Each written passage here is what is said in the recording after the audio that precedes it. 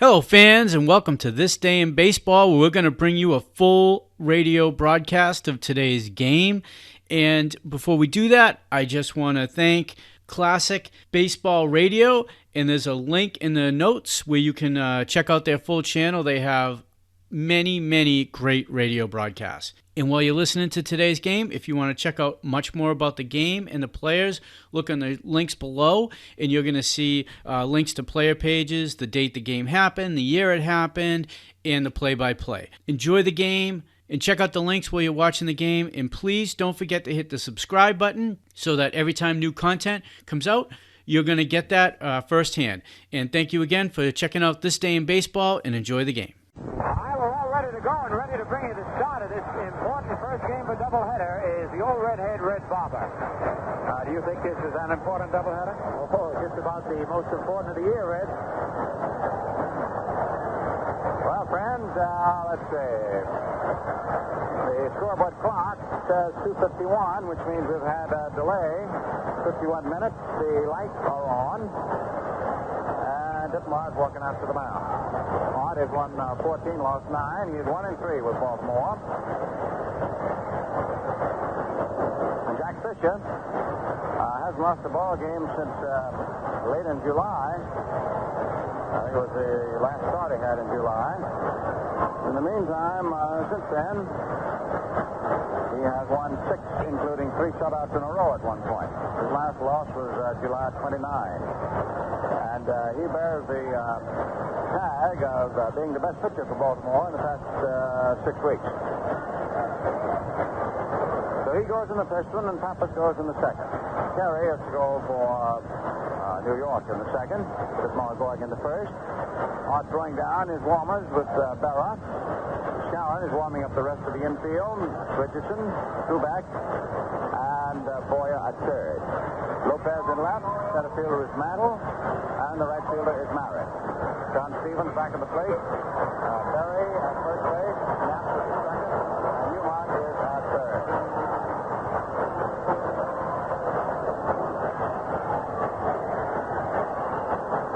Well, here we go at 2:53 on the scoreboard clock, waiting for the first pitch. Stevens, left-hand hitter, swings and grounds it down to first baseman Bill Schauer, who is up with it, tosses to Dittmar, who covers for the out. So, 1 pitch and 1 away. Stevens welfare hitting at 239. Manager Richards is going with his left-hand batters against the Yankee right-hander. And here's Pulisic, left-hand hitting right fielder, hitting 265.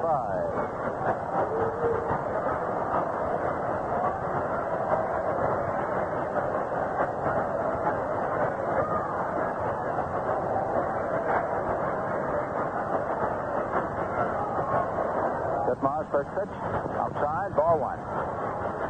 The lights are on. We have a tremendous crowd when you consider the element. The main grandstands are full. There's a line drive right to Truback, who takes it on a strong hop, as it does the cover, throws to first, just in time. The ball suddenly stunk. It was a line drive that was going after shortstop. It curved back to left field. Then suddenly it's sort of a reverse curve, like a screwball. It jutted into the ground. Tony had to bat it down and recover, and just got him by a whisker at first base. So we have 2 up, 2 down, and now we have Gene Woodling, the veteran left fielder, who was a left fielder for the Yankees when Stengel won his first 5 in a row. Gene hitting 279. Let's see, Dittmar walks off the mound. He's gone halfway over to the Yankee dugout. Let's see what it is he wants. He's talking to Charlie Berry, the first base umpire. He wants a little stick that he can take the mud out from his spikes. That's what it is.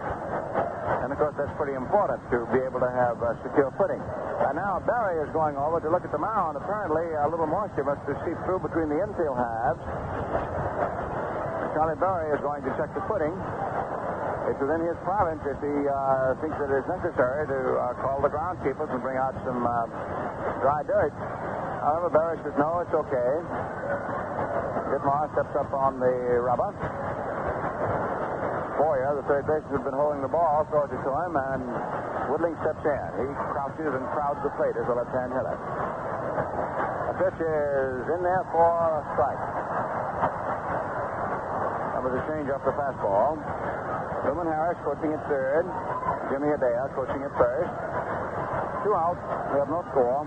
Change of pace is high inside. Ball 1.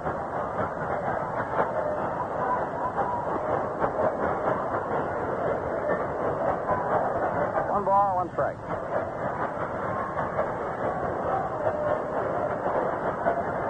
1-1 pitch. Curve low inside. Ball 2.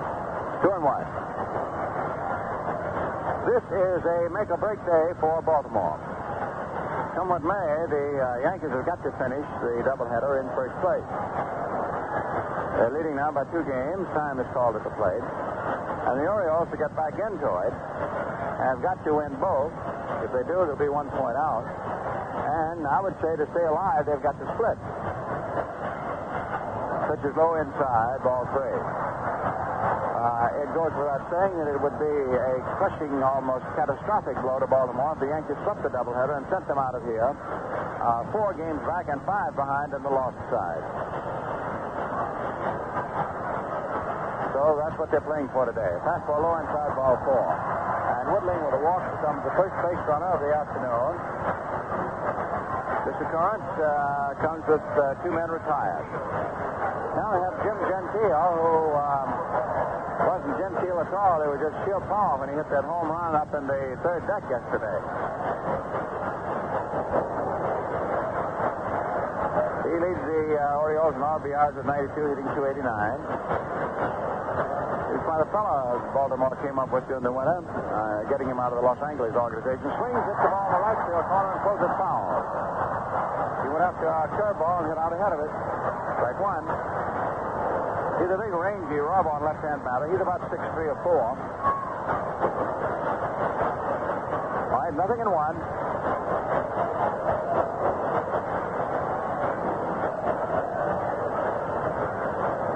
Gentile and Robinson are the 2 top hitters for percentage. Brooks hitting 295. Fastball low outside, and it is ball 1. Robinson waiting on deck. A ball and a strike. Woodling at first. Sharn is off the bag, halfway out to his fielding depth. He doesn't figure Woodling is going to be trying to run on him. 1-1 pitch is swung on. There's a high fly ball right out to Mantle in straightaway center. Mickey waits. Gathers it in, and that's the 3rd out. So at the end of half an inning with a doubleheader on its way, it is Baltimore 0, and the Yankees coming in. Are you really satisfied? Really satisfied with the way your car's been acting lately? Well, maybe it's something you can actually put your finger on. More frequent stalling, perhaps, or rough idling, or less miles per gallon. And now your trouble could be a dirty carburetor. Something can happen to any car, even a relatively new one. The exhaust fumes and other air contaminants get by your air cleaner, build up deposits on the carburetor wall right near the throttle plate. Even a small amount of these deposits can cause the throttle plate to feed an improper mixture of air and gasoline to your engine. The result is rough performance and actual gasoline waste. But now you can eliminate the problems caused by a dirty carburetor with new Atlantic Imperial gasoline. Atlantic Imperial actually cleans your carburetor as you drive and keeps it clean. So to end stalling, rough idling, and gasoline waste due to a dirty carburetor, use Atlantic Imperial, the gasoline that adds pleasure to your driving and keeps your car on the go. Top half of the Yankee batting order here in the last of the first. Here's Red.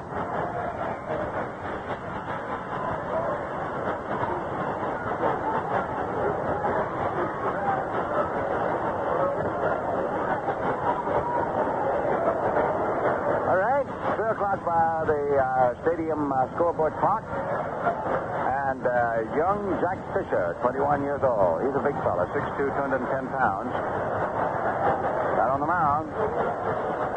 He has won 12, lost 9. He's 1-1 of the Yankees. The last time he faced them, he shut them out. Beat them 2-0. The Yankees beat him his first start against them early in the year, which he started here at the stadium and never retired a batter. He's really come on since then. Cuzzetti is coaching at third. Houck is at first. And here is Tony Kubek. First up, left-hand hitter, batting 279. Runs up as though he would bunt, takes the pitch. It's in there for a strike. Fisher throws hard. Just beyond us, back at the plate, Jim Gentile is at first base. Faust, who came in the fourth inning yesterday, starts at second today. Shortstop is Hanson, and the third baseman is Robinson. Woodling is out in left. Gene Stevens, formerly of the Red Sox, is in center, and Al Polosic is in right. The strike one pitch to Kubek is a curve into the dirt. Low inside. 1-1. John Stevens is calling balls and strikes in his first game. Charlie Berry, who is now the senior umpire in the league, is at first. Knapp is at second, out on the grass. The second base umpire in the American League system is a running umpire. Dumont on the line at third. There's a high fly ball out into left center field. Woodling, the left fielder, is under it, waiting. Has it. And we have one away.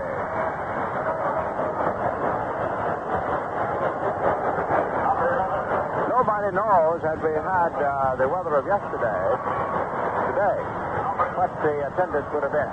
Of course, the rain all morning absolutely finished off the bleacher crowd. We have some people out in the bleachers, but they're real hardy. In other words, perfect day, and you'd have had it full. There's Hector Lopez batting .282, and that's Severe Crouch, the right-hand hitter, takes a curve, low outside, ball one. Folks are in the extreme upper corners of the stands in the third deck, which gives you an idea. It's one thing to come to the ballpark when you've got a seat in the stands, another thing to come if you're headed for the bleachers. Weather makes the pivotal factor. Pitch is over, first strike, 1-1. Ball to strike. One out for the Yankees, and we have no score. After the first inning, first to two. White Sox are playing a doubleheader today at Detroit, and at the end of the first inning, lead 1-0. 1-1 pitch. Fastball low inside across the shin. Ball two. He made Hector straighten up and move his feet.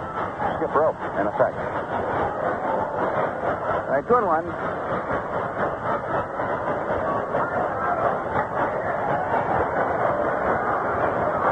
Fisher, big burly right-hander, is 21.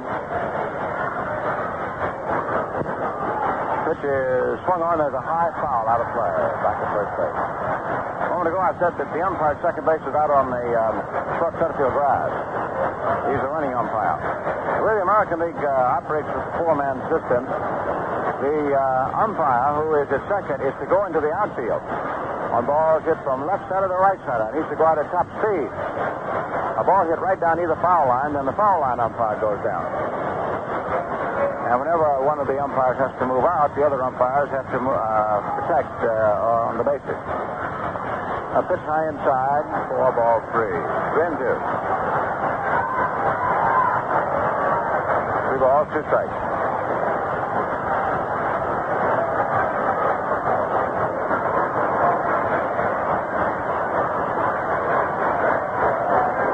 The 3-2 pitch, swung on, a ground ball has hit the short. Hanson picked it up, but he can't throw, and it's a base hit for Lopez. A single to short.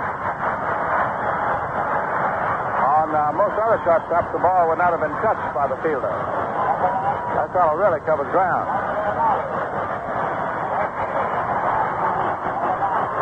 Roger Maris sitting at 278, leading the league in home runs and runs batted in.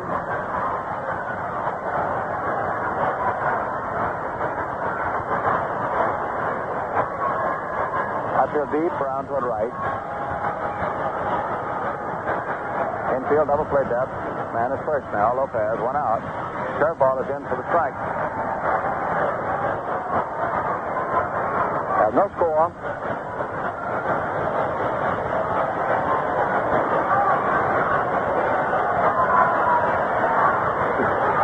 Speaking of scores, at the end of the first inning, we will check all the other games for you.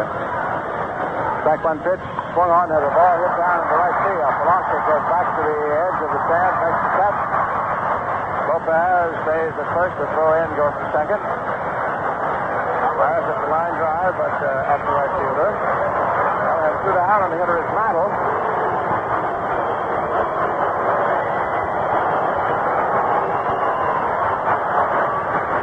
Mickey hitting at 280. And yesterday, in an identical situation, he got the Yankees off to a 2-0 start. Lopez was the runner at first base with 2 out yesterday, and Mantle caught hold of a starter fastball and drilled it in the stand. 2 out, Lopez at first today. Slider comes into his hands, straightening him up, ball 1. Mickey is 4 home runs behind Maris. And right in between them with 37 is, of course, Lemon of Washington, who will be in here with his big bats, be in Killebrew, etc. Tuesday night, Wednesday afternoon. The Yankees have 5 games with Washington, and the Orioles have 5 with Washington. Mickey swings a ground ball to the first baseman. Gentile grabs it, steps on first, and Mantle is up. No runs, 1 hit. So, the end of the first inning out here at the stadium, first game. It is no score. At the end of 6 innings, Boston at Washington is leading 3-1. First of a doubleheader, Kansas City at Cleveland, end of 7 innings of the first one. Kansas City 3, Cleveland 1. At the end of an inning and a half, first game, the White Sox won, the Tigers nothing. Frank Ballman is going for Chicago, and Jim Bunning is going for Detroit. National League, single game, end of an inning and a half. Milwaukee 2 and Philadelphia nothing. Bruton, the first inning home run for Milwaukee. The Pittsburgh Pirates, at the end of 4 innings of the first game, are leading 2-0. Stewart hit a home run in the 4th with nobody on for the Pirates. Vernon Law is matched against McLeish, and for Law, this is his 2nd time going for his 20th victory. Of course, the Pirates need to spike a few wins to be more comfortable in first place. Their present lead right now is 5.5. At Chicago, at the end of 3 innings, Los Angeles and the Cubs are scoreless. However, Larker of Los Angeles is homered in the 4th, nobody on. San Francisco plays a single game at St. Louis. McCormick against Bolio, and at the end of 2 innings, it is no score. No score here at the big ballpark for a big crowd, despite an all-morning rain. There's a light drizzle coming down now. In fact, they uncovered the infield with a light rain still coming. No, they just said, let's just get going, despite the element. Here's Brooks Robinson. Swing to the curve, claps the ball to left field. It is dropping in, base hit. Lopez takes it on a bounce. And Robinson, who went up there at 295, top percentage for the Orioles, promptly adds another base hit to his collection. And this is the first hit off Ditmar. He tapped a change of pace. Apparently, the young man read the pitch, saw it coming. Time is called. Skowron is going into the Yankee dugout, and he is fingering his mitt. Apparently, he has broken the webbing on it. He gets another glove. Ball players always have the game glove, and they always have another one that they're breaking in just for an emergency like this. So, Skowron with another mitt.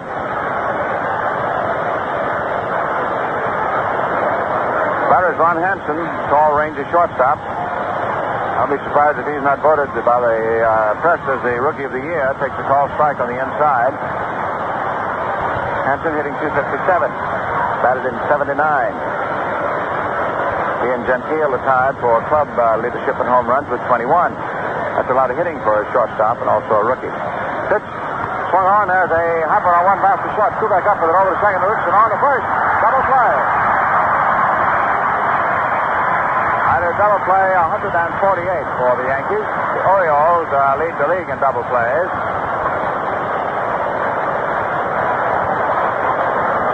They have 162. Now the big catcher, Gus Triandos.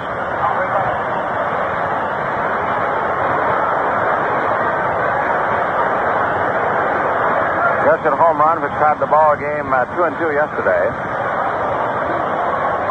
Hitting .265, takes the curve on the outside, waist high, just under the waist for a call strike.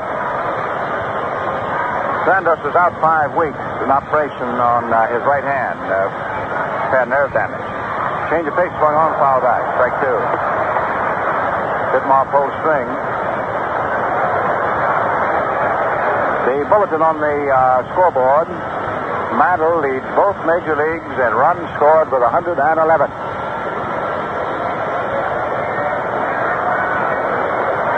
The idea is to get to home plate, and Mickey is really doing it.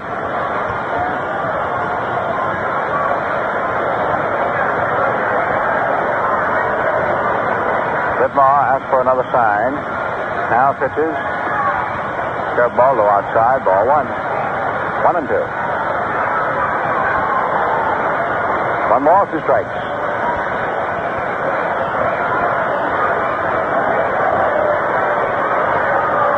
Pitch is swung on and hit foul in the stand.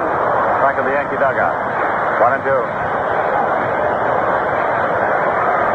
In the delay of getting the doubleheader started, you folks enjoyed the interview between Phil Rizzuto and the commissioner. And Mr. Frick made a very interesting observation. The 1-2 pitch swung on as a high fly ball to deep left center. Battle is going back. He's got excited. Got the ball. The observation was, wouldn't it be something if the Orioles won 2 here today and the White Sox won 2? Wouldn't that be a race? Well, at any rate, we'll find out all about it as the day goes. And in this first game, the score at the end of an inning and a half. Baltimore, nothing. New York, nothing. You know, at a traffic light, you can often tell if your car isn't performing up to par. Maybe it stalls frequently or idles rough, or possibly doesn't have any pickup when the light changes. Well, this could mean a dirty carburetor, something that can happen to any car, old or new. You see, exhaust fumes and other air contaminants get by your air cleaner and build up as deposits inside the carburetor of your car. And these troublesome deposits can cause an improper mixture of air and gasoline. The result? Rough performance, and actual gasoline waste. But thanks to new Atlantic Imperial gasoline, you can now keep your carburetor clean even without raising the hood. Atlantic Imperial cleans your carburetor as you drive, doing a complete job in just a few thousand miles. So to end stalling, rough idling, and gasoline waste due to a dirty carburetor, use Atlantic Imperial. It's the gasoline that cleans your carburetor and keeps it clean.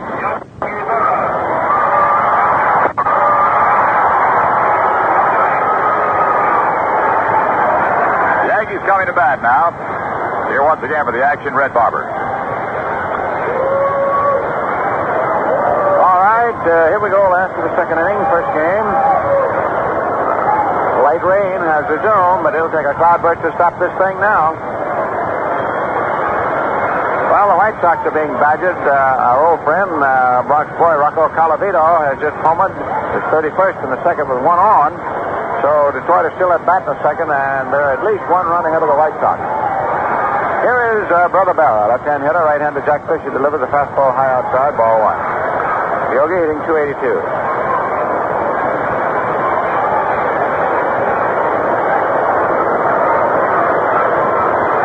It's a light fog-like drizzle that we've got. Skies are leaden up above. There are swings, hits the ball foul down the right field corner.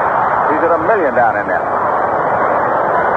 If you came out to the stadium and your only objective was to get a foul ball, you go sit there right in that foul corner down there in right field with Burroughs playing. That's your best percentage. All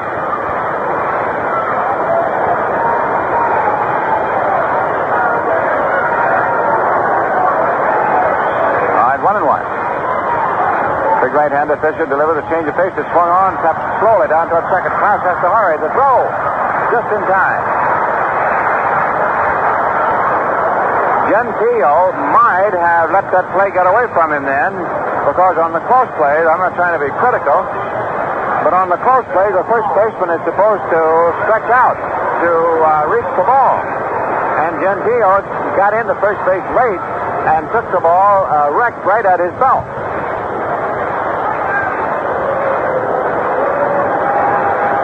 For example, Warren Spahn might not have had the no-hitter had anybody but Joe Adcock been playing first base the other night. Here's Bill Skowron, the mighty moose up there, right-hand hitter. Fisher delivers a low slider, ball 1. Skowron hitting .301.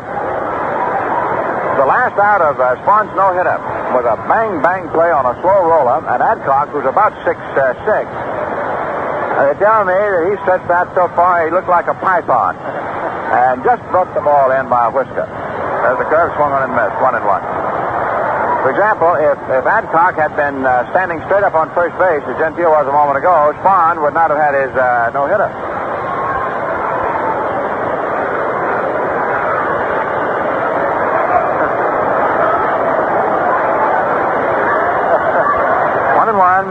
Moose crotches. Fisher delivers, and Starnes swinging late on the fastball. Hits it down in Bella's corner. Foul ball, strike two.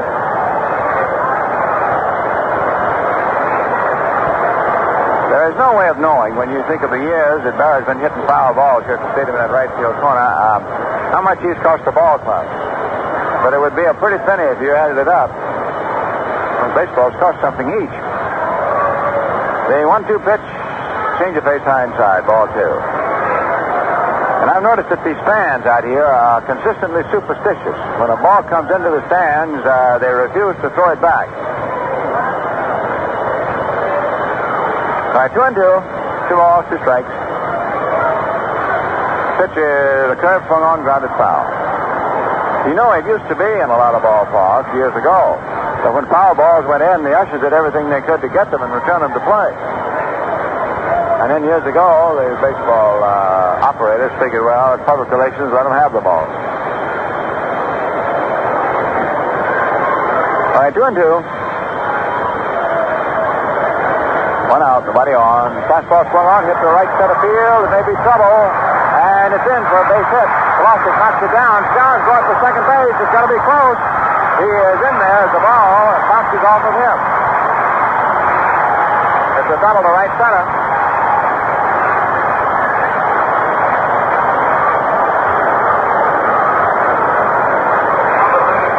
Starnes comes up with a second Yankee hit in this no-score first game. 1 out is at second base now, and the hitter is slated for you. Boy hitting .238. Right-hand batter. He hangs right around the 240 mark. Takes a high curveball. Ball one.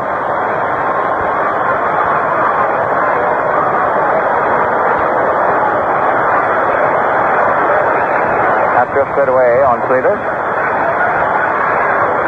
Infield is back. 1 out. Fish in position, deliver the curve over for a strike. 1-1.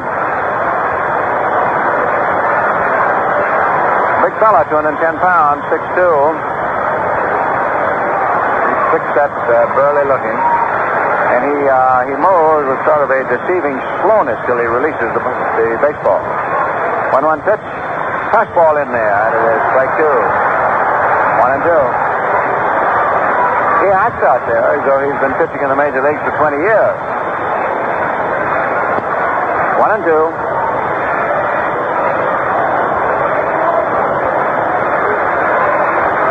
Fisher takes a look at count at second. Pitches. A change of pace that just misses outside.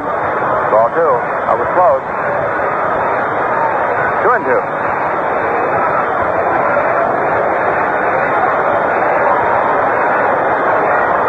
Two balls, 2 strikes.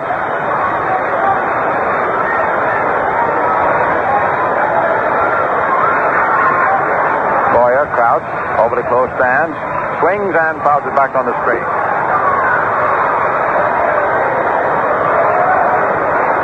Count holding, 2-2.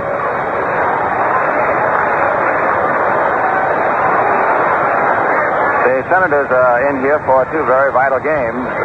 Washington's going to have a lot to say, and they'll drive to finish fourth about who's going to finish first. 5 games with each of the 2 Eastern contenders, New York and Baltimore. 2-2 pitch. Curveball swung on, and it is fouled back into the chest protector of the plate umpire. Still 2-2. Ball bounced halfway back to the mound. 2-2.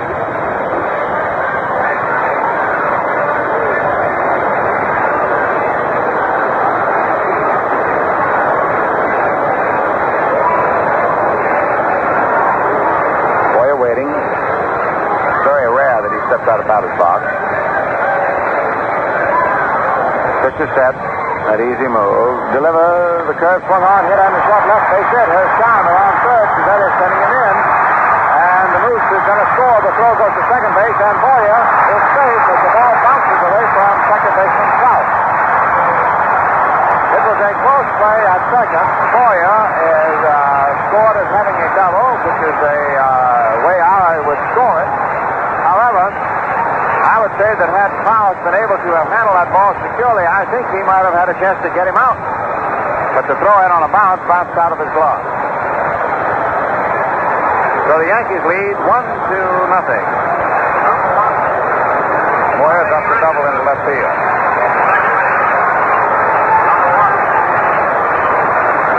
1-0 New York. That's the 42nd run batted in for young Moyer this year. And here is Richardson, who got the base hit in the 8th inning that knocked in the 2 winning runs just today. Bobby hitting 248. Swings and has a high foul over by Baltimore's dugout and behind it. Strike one.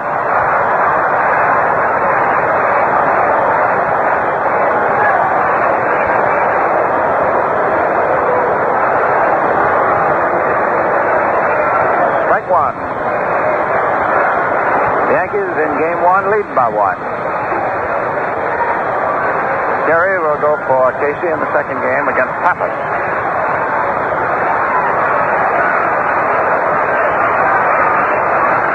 Pitch going on, hit right back to the mound. Fisher grabs it. Boyer is caught between second and third. Fisher runs over and to third baseman Robinson, who tags him out. And Richardson is on at first to the fielder's choice. And Fisher showed that he knew what to do with that ball when he got it. As soon as he grabbed it, he took a look at the lead runner and saw that he was halfway between second and third. Fisher didn't throw. He ran over at the runner and made Boyer commit himself, and then he threw the third baseman for the out. So, Boyer's out. 1-5. Richardson on the fielder's choice is at first. And here is Ditmar, a good hitting pitcher. Paul Richards is moving his outfield back into right field very much. They're not playing Ditmar to Paul. Hart has 11 hits for 63 at-bats, percentage of 175. Throw to first, nothing doing.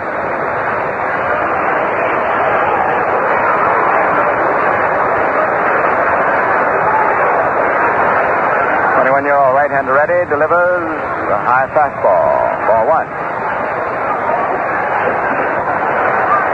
1-0.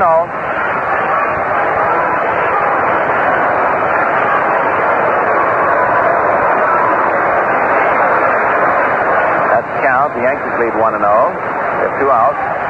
Foul back. 1-1. Ball and a strike.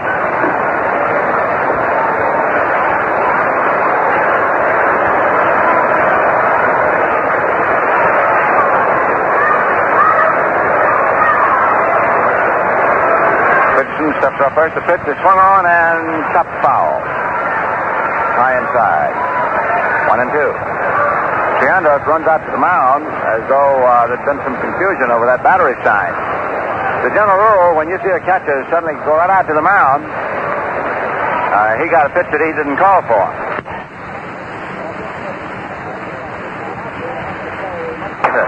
When I said the wet grass, an outfielder has to play much more conservatively on wet grass. He's got to avoid skidding. And we've had a couple of bang-bang plays around second base. So the score at the end of 2 innings. The Yankees 1 and the Orioles nothing.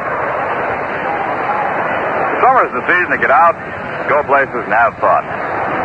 No time to have your car performing under par because of a dirty carburetor. That's one good reason to use Atlantic Imperial, the gasoline that cleans your carburetor as you drive. You see, Atlantic Imperial loosens, dissolves, and gradually washes away hard, crusty deposits that form inside the carburetor wall under normal driving conditions. Now, these deposits can cause frequent stalling, rough idling, and gasoline waste. And what's more, Atlantic Imperial's protective action keeps deposits from forming again. Today, more and more people are using Atlantic Imperial in their cars. The gasoline that cleans your carburetor as you drive and keeps it clean. Into the top half of the third inning with the Yankees leading as a result of a pair of doubles by a score of 1-0. And here's Red Barber. A year of rains on Yankee big days. This is the 6th time. We went down and checked with Mike Rendine, Jimmy Gleason. We had one Sunday doubleheader with over 50,000 in the stands. It was rained out. Here's Billy Klaus first up. That's the one with Cleveland. Takes a curve from Ditmar for a call strike. Hart gunning for his 15th win. Now has this 1-0 lead.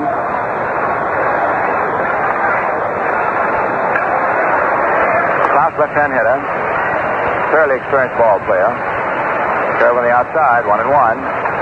Philly was over with the Giants when they were in New York. For the Red Sox for some years.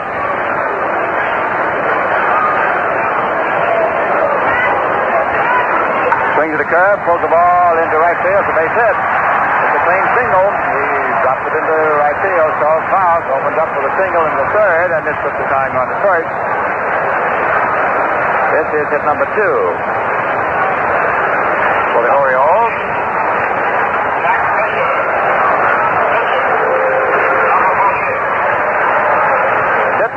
In winning 14 this year, has won more ball games than in any season since he's been in pro ball. His high water mark before was 13 last year with the Yankees.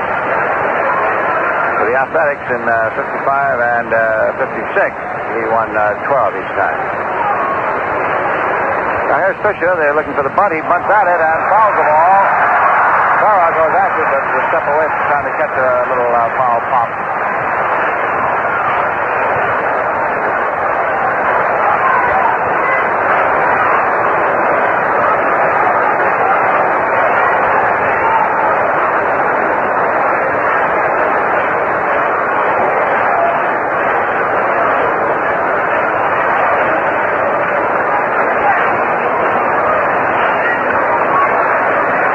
Ready? There's the bunt. Foul again. It's on the ground outside first base. Strike 2.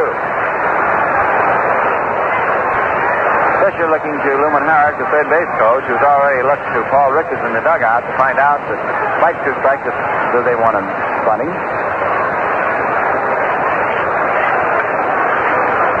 At the end of 2 innings first game, the Detroit Tigers 2 and the Chicago White Sox 1. Talavito a home run. 31st with 1 on. Pitch, he Sept the butt, then takes on the outside for ball 1. Burrow turns around to Stevens and said 1 man a strike. Stevens said it's wide. In fact, Burrow is turning on Stevens. I think got the plate umpire's neck bowed a little bit.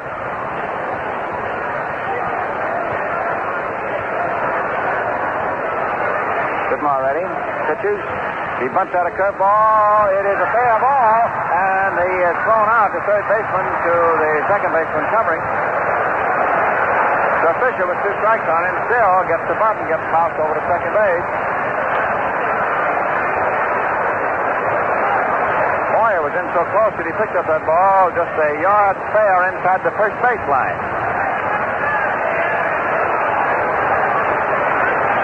All right, now we have Gene Stevens, left-hand hitting center fielder, batting .238. 1-0 favor the Yankees. The Yankees holding a 2-game lead over the Orioles, so the situation is very apparent. Skies remain leaden, but there is no rain falling now. The game was held up, started 53 minutes late. Pitch down across the shin, low inside, ball 1. And Dittmar starts working on Stevens. Gene had a couple of singles out here yesterday. Outfield foot right, just aimed to pull.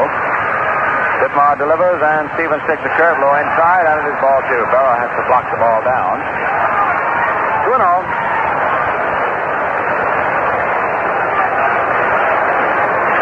Dittmar going against Fisher in the first game. It will be Terry going against Kappas in the second.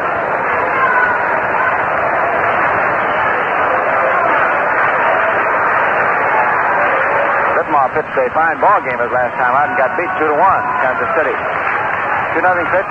Curve, low inside. Ball 3. Farrar trying to make Stevens hit a breaking ball. Got him behind on him, 3-0.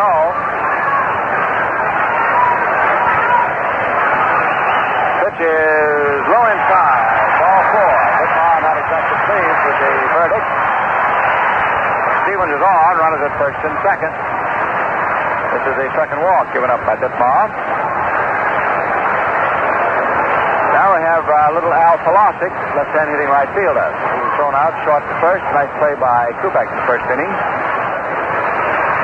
That was a line drive that bedded into the ground just in front of Tony.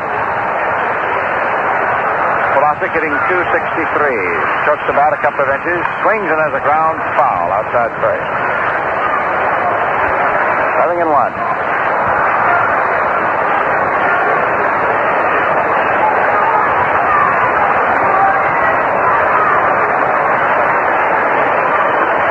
The lights were turned on this overcast gray afternoon at the start of this doubleheader.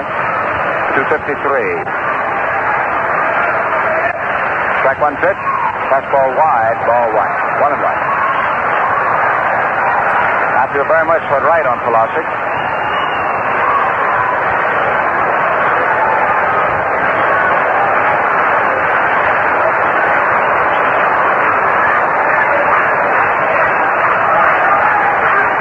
Taking his time, checks the run at second. Pitches. Pulasic swinging to hit this one foul, a curveball.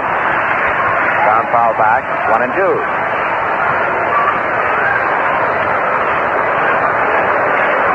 Gene Woodling, always a formidable batter, waiting on deck.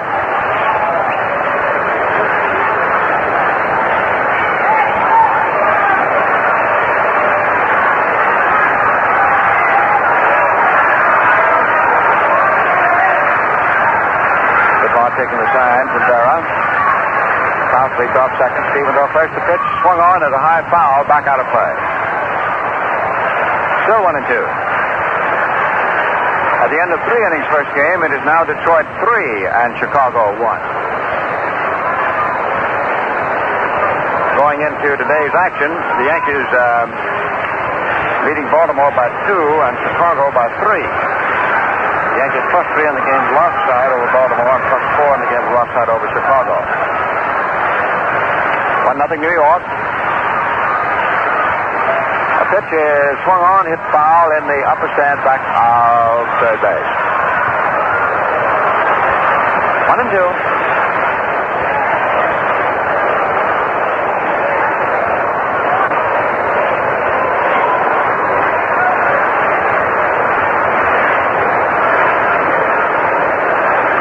Outfield is so drastically drawn into right, this fellow must be some pull hitter.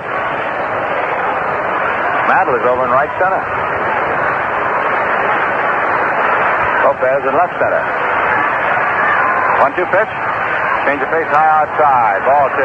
Ditmar slams his right hand into his glove. He is disgusted with himself for not coming even close with a change of pace. Right, 2 balls, 2 strikes.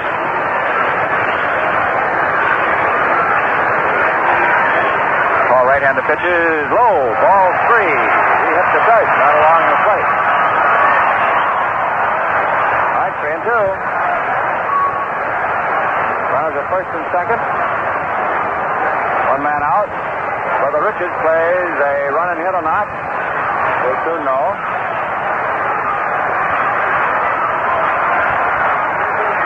Pumping the sign, but comes Sept, check second. The runners go. The pitch is swung on, hit down into right field. Maris in front of the line drive makes the catch, and the runners have to get back. Well, Richards had him going. Pulasic had it hit, but right at Maris. So they have 2 men gone. And this sort of evens the books because Maris hit a line drive just like it, a replica, out to Pulasic in the first inning. Now the batter is Woodling, who walked in the first inning. Gene hitting .279.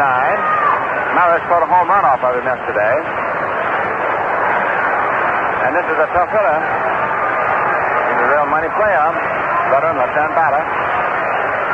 2 down, runners at first and second. Fastball low outside. Ball 1. 1-0.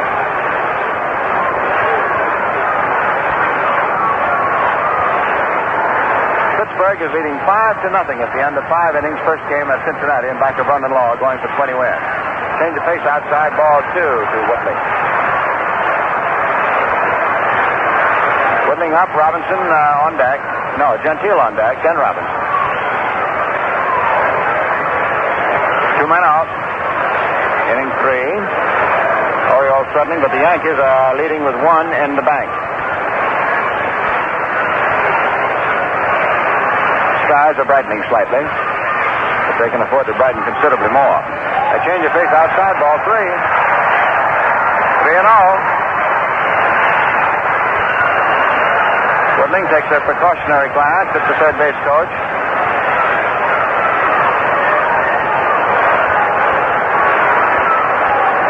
The Yankee bullpen gets up. Pitch is over for a strike. 3-1. Woodling was taking all the way.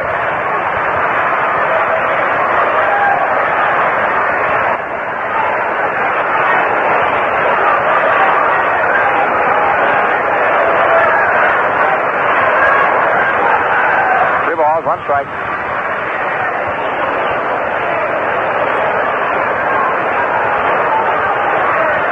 Now Woodling sets himself.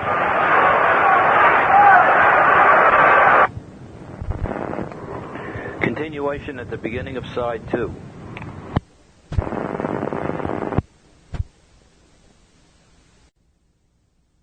Pitch is ball 4. There's a change of pace high. Ditmar comes storming off the mound and hollering at Stevens, what's the matter with the pitch? And Stevens holds his hand up in front of his face saying it was up here. Bases are loaded. Woodling getting his second walk, takes over at first. Stevens, who got on with a walk, moves to second, and Krause, who opened with a single, moves to third. So,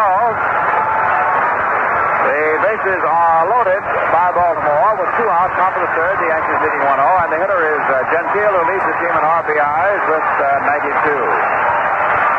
Left-hand batter, outfield deep around toward right. He could not check his swing on the low inside curveball, which is considerably off the plate. Strike 1. Nothing in 1.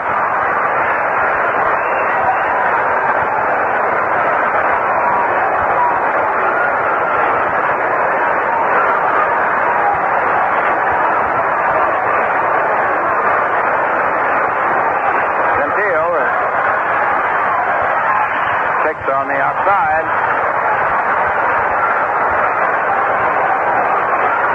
Ball 1.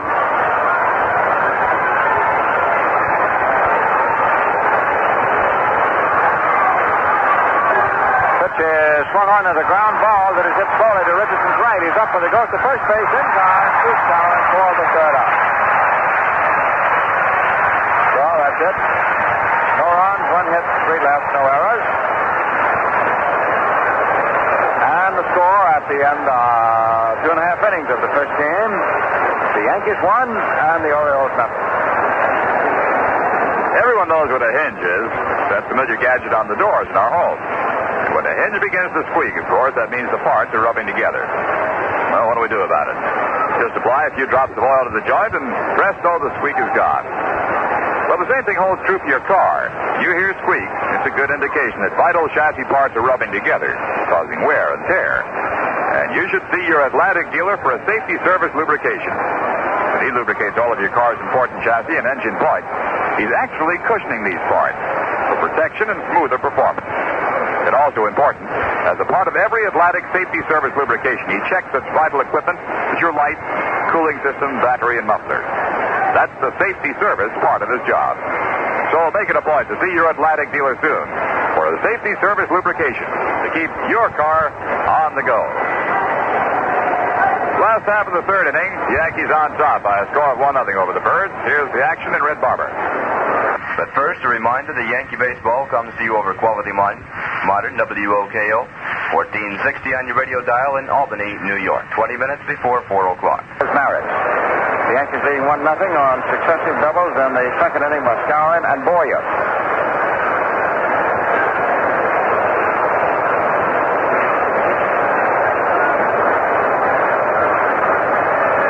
Chandos takes the last of the warm-up pitches, throws it through to second.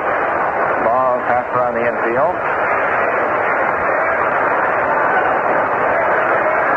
Plate umpire Stevens steps around back of the big receiver, snaps down his mask. Chandos crouches. Kubek moves into his slightly leaning crouch. Swendrick, left-hand batter. Gives you a whipcord effect.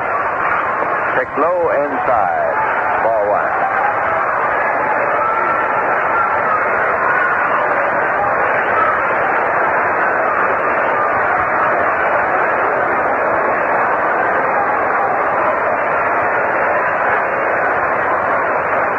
pitches, and it's swung on, hit out to right field. It is a home run.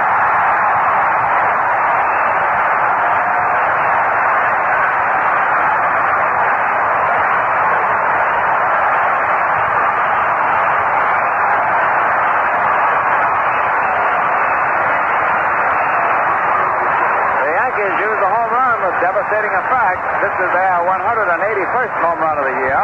For Tony, this is his 13th. It's such a nice run batted in. And this makes it now 2-0 in favor of New York. The Yankees hold the American League record for most home runs in the season. 190, and they're after that this year. There's Hector Lopez, who's been hitting home runs of late. Taking a curve, low outside, ball one. Kubek lined up it in the lower right field stand. You could tell it was gone from the moment that he uncuffed his wrist. He had it hit. A curve for a called strike. They straightened Lopez up. He backed away. When the strike call is issued, Hector is visiting over it a little bit. He had drawn back from the pitch.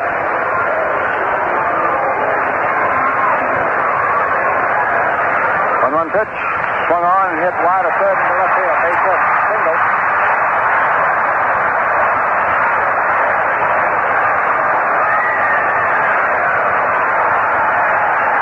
Now we have Roger Maris coming up. Crowd rolling.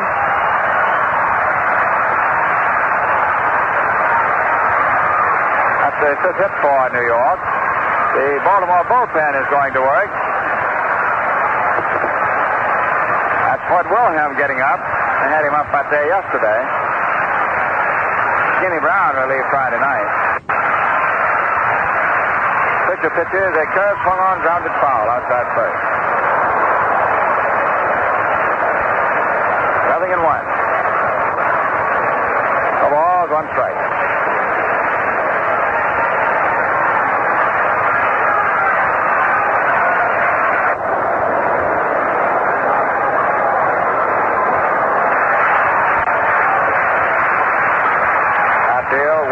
Right on Roger. 2-0 favor the Yankees. There's a ball lined over short of the left center field. It's in for a base hit. And here's Lopez going for third. The throw goes to third base, not in time. And they cut it off to contain Maris at first. So it's a single to left cutter for Maris, sending Lopez, who was really moving around, to third base.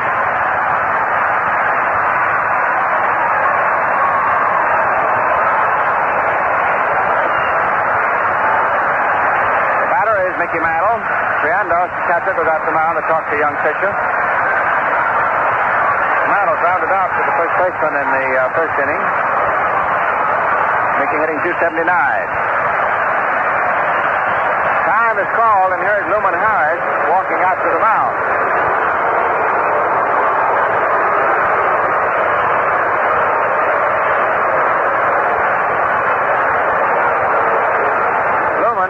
Might be just going out to visit with Fisher, or he might be going out to remove him. We'll have to see. Richards is in the spot where he can't gamble. He can't gamble much. If Baltimore is to remain a factor in the pennant race, this is the day that they'll have to do some reviving. And they're leaving Fisher in. Harris just went out there and talked to him. Manager Richards does not go out to the mound. He always sends Luman Harris. All right.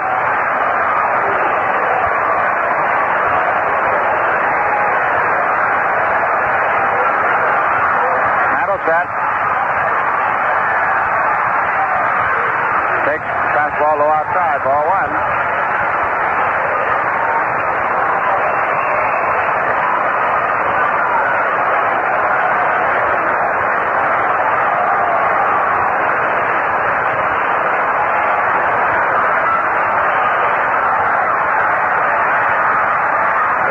Is outside, and it is ball two.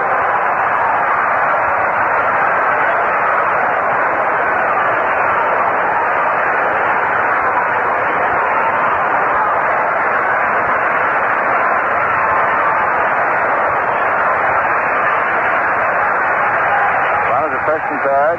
Buddy out. Mantle swinging, fouls it back. 2-1. A moment ago, we said that the Yankees hold the American League mark with 190 home runs. They now have 181 this year. They hit the 190 in 56.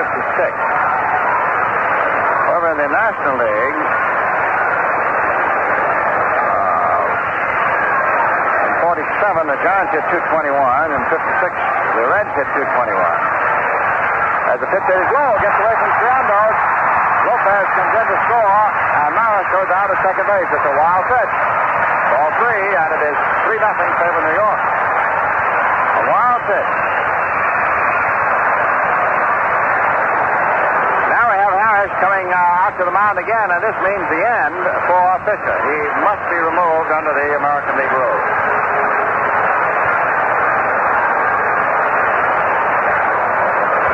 The new pitcher from the bullpen, Wilhelm, was down there. Will have to take over this 3-1 count to Mantle.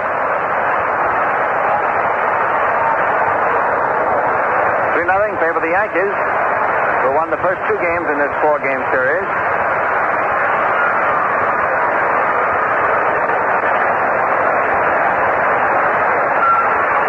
And this is Wilhelm coming in. We can detect him as he comes over the fence because of the slight tilt to his head. He has a little twist in his neck. We saw him run down that record for you for home runs by a ball club. Milwaukee in 53 hit 208, and then Milwaukee in 57 hit 199. Yankees in 56 hit 190.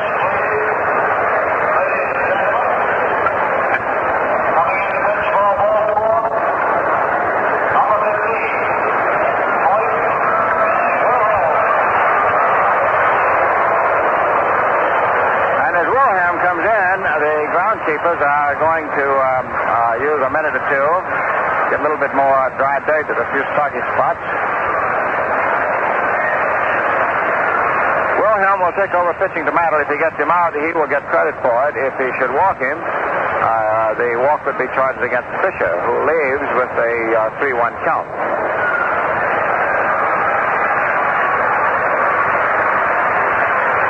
Fisher leaving the mound, who has won his last 6 ball games. Wilhelm, who has the fabulous knuckleball, taking over. Now, let me see something about Triandos' mitt. He went to the dugout, got rid of the regulation size, and he has a great big oversized pad, which he uses for the knuckleball. Very loose, floppy mitt that just sort of folds around these erratic pitches.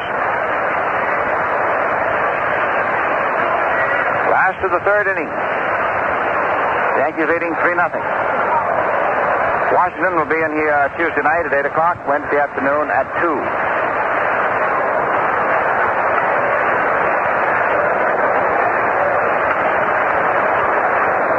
Wilhelm pretty much throws knuckleballs on every pitch, and if he has a day when he is getting his knuckleball over, he practically throws it every pitch. The way he throws it, holding it with the ends of his fingers, it does not bother him any at all. In other words, he doesn't get sore fingers out of it.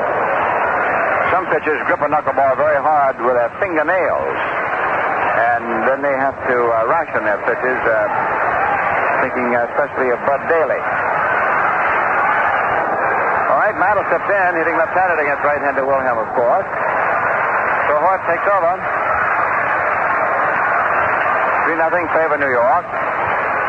Wilhelm has won 10 lost 8 this year, been both starting and relieving. The early part of the year was a starting pitcher, and has been pretty much a relief pitcher since June. The pitch is low, ball 4. Mantle walks, and the walk is charged to Fisher.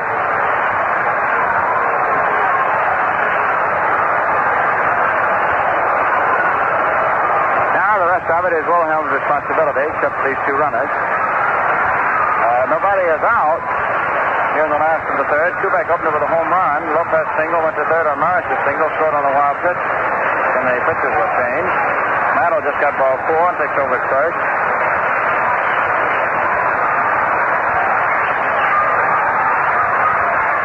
Well, swinging a knuckleball hits it foul into the dirt.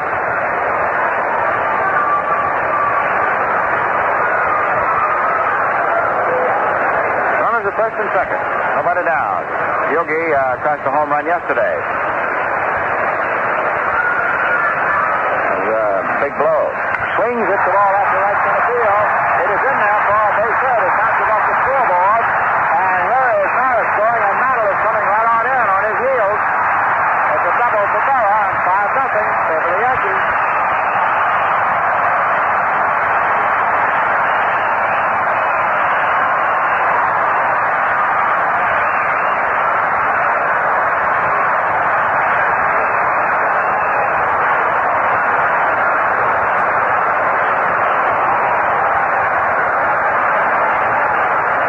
Nothing favor New York. The hitter is Skowron. Still has nobody out. After the third inning, Skowron doubled and was scored as the first Yankee run in the second inning. Takes a knuckleball and gets away from Triandos, but not far enough for Berra to advance. Ball one.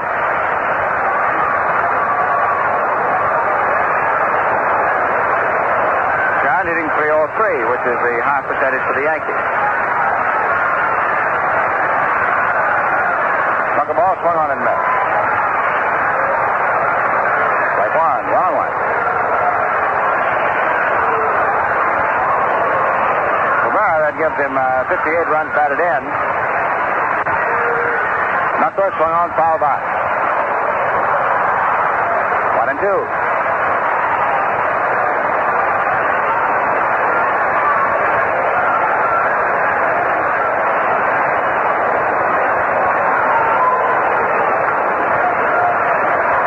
Two strikes.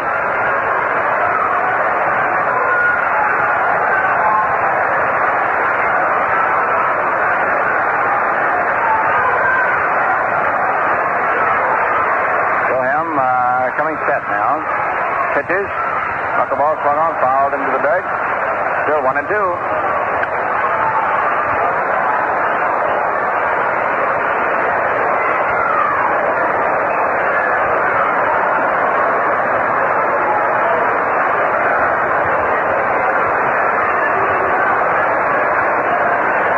Two strikes. Pitch inside, and it is ball two. That seemed to be a curve. Wilhelm throws a curveball upon occasion. All right, 2-2.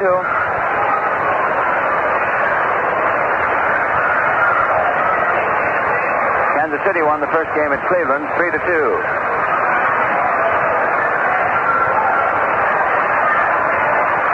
Knuckler swung on, hit the short. Barrows hung up second, had to stay there as a throw to first. Hanson to Gentile, and Skowron's out. So we get one down.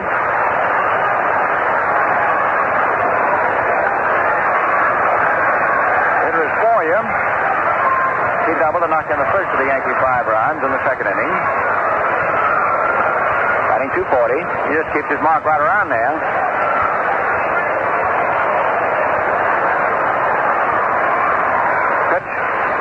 Breaking ball, though, outside. Ball one.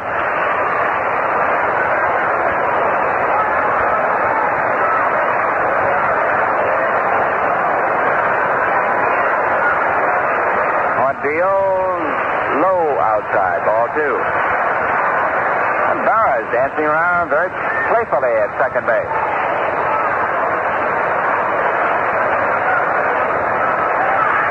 He's hitting that ball and running. He smells the money. Knuckleball in there for a strike. 2-1.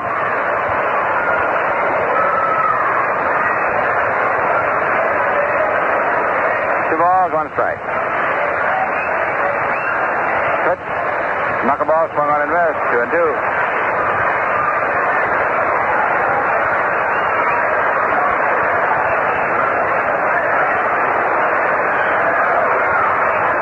Is leading 5-0.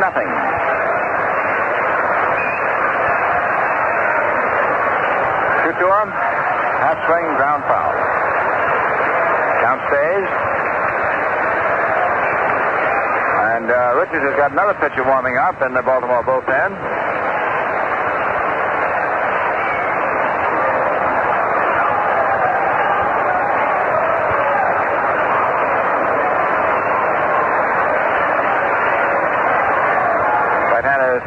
on. There's a high fly ball into left field. Woodling moving over, close to the line, and the ball gets back in foul, out of play.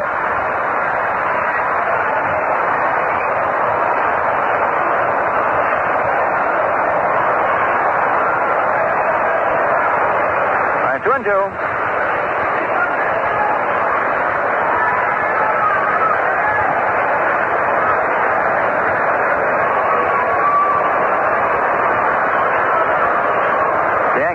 Yesterday went over the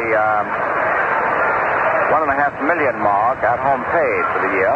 There's a ground ball hit to short. Again, Berra is held at second. The throw to first from Hanson to Gentile is in time. And we have two outs. Bobby Richardson, who broke up the ball game yesterday,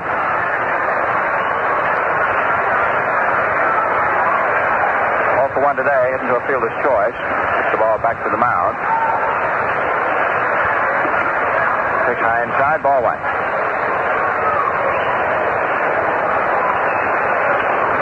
One and oh.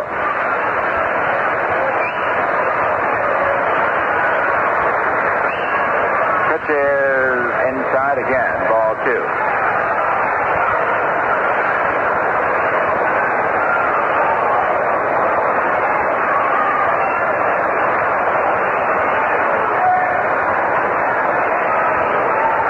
Nothing delivery. Swung on, hit down the left field line. It is a foul ball into the stands. Now it's a 1 count.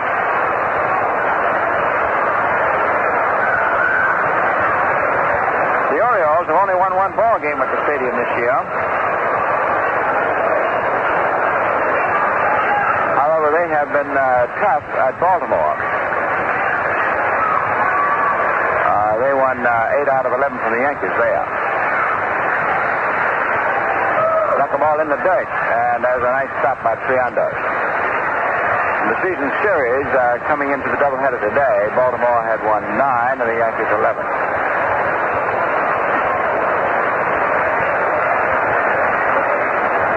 All right, 3-1. Pitch. Low outside, and it is ball 4. Base run ball off to Bobby. And we're waiting for a rich young man named Dittmar to come out. He's now got a 5-0 advantage as he's gunning for his 15th win. And more important, trying to tip the Yankees to a 3-0 advantage over Baltimore in this 4-game set and a 3-game lead.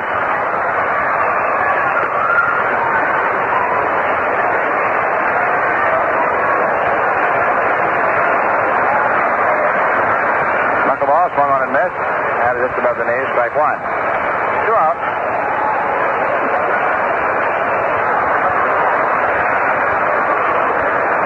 Pass to the third. Runners at first and second. Knuckleball is grounded foul. Cucuzzetti at third. Soft foul. Frank is an excellent judge of how hard hit a foul ball is. If it's a soft one, he'll stop it. The screamer, he will save his hands.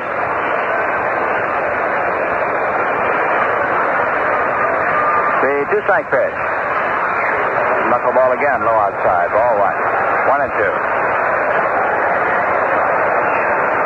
Triandos, the great big oversized floppy mitt, sort of has the effect of a pillow. 1-2 pitch. Swung on and grounded wide of third as Robinson up with it goes to first base, and Dittmar is just out. Third baseman to the first backer. The Yankees took 9 men to the plate and scored 4 of them, left 2 on. Kubek's home run detonated the start. There were 4 hits. Berra got the last one, a double that knocked in the last 2 runs. So the total to the end of 3, a 5-7-0 for New York. 0-2-0 for Baltimore. And before we get around to Rizzuto, let's pause for station identification.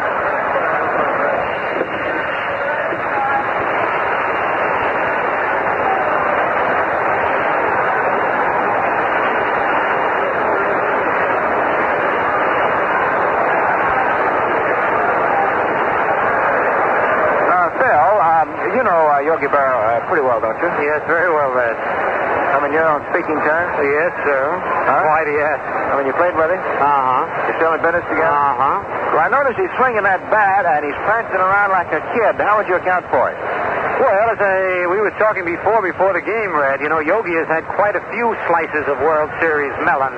And it's getting near that time, and he feels that it's probably time he was bearing down a little more. Not that he doesn't bear down all year, but he is a little skitterish out there.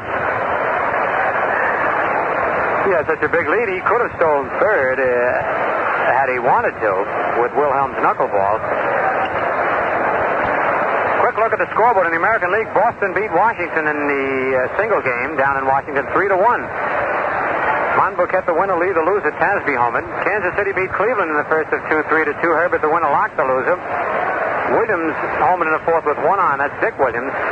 And Locke and Newcomb combined to pitch the two-hitter and yet lost. Chicago leads Detroit 5-3 at the end of 4 1/2. Brooks Robinson leads off here in the top of the fourth. The pitch to Robinson is a curve in there, strike one call. Robinson single to left field in the second inning. Rocky Colavito hit his 31st home in the second with one on for Detroit. The National League, Milwaukee leads Philadelphia 4-1 at the end of 5. Pittsburgh leads Cincinnati 5-1 at the end of 7 1/2. And the Cubs lead the Dodgers 5-2 at the end of 6 1/2. Giants 2, Cardinals nothing at the end of 4 1/2. 5-0, the Yankees lead, top of the fourth. The pitch is hit deep to left field, curving way down in the left field corner. Boy, Robinson got round on an inside fastball, drilled it deep into the left field seats, but foul by a couple of feet. 0-2 on Brooks Robinson. Robinson's been batting right around 300 all year. Right now he's at 296. 23 doubles, 9 triples, 12 homers, and 78 runs about it in.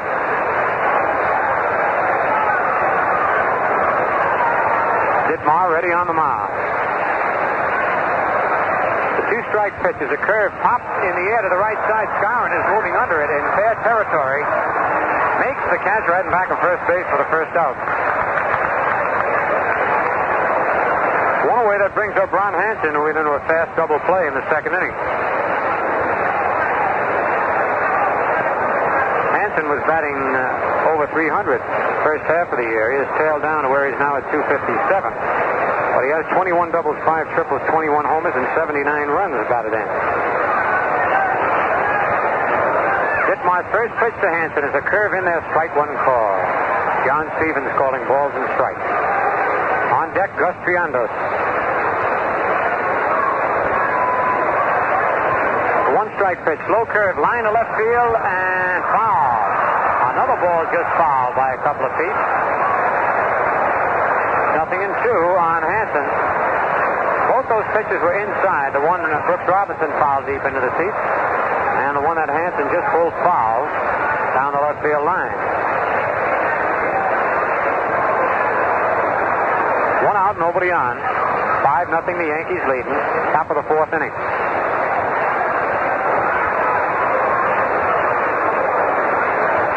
The two-strike pitch, curve, foul tip as he tried to check his swing.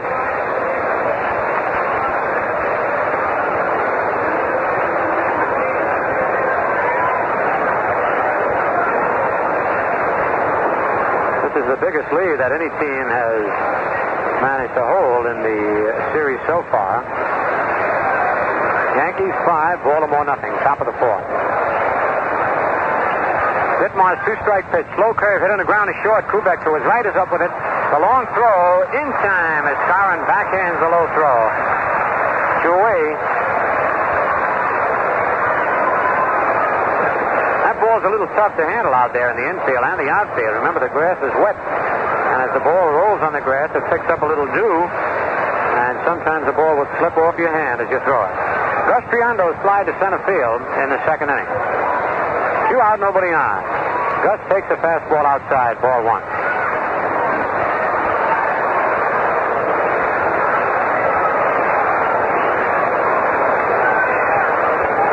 The 1-0 pitch, fastball swung and a missed, strike 1, 1-1. Ditmar was not overpowering fast. Sure pitches to those spots. Lost a tough ball game his last time out to Kansas City. 2-1. The 1-1 pitch. Slow curve outside. Ball 2, 2-1.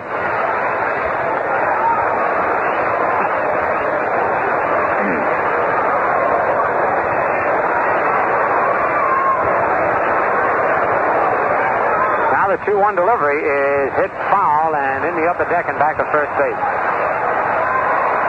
2-2 on Triandos. Gus steps out of the batter's box to knock some dirt out of his spike.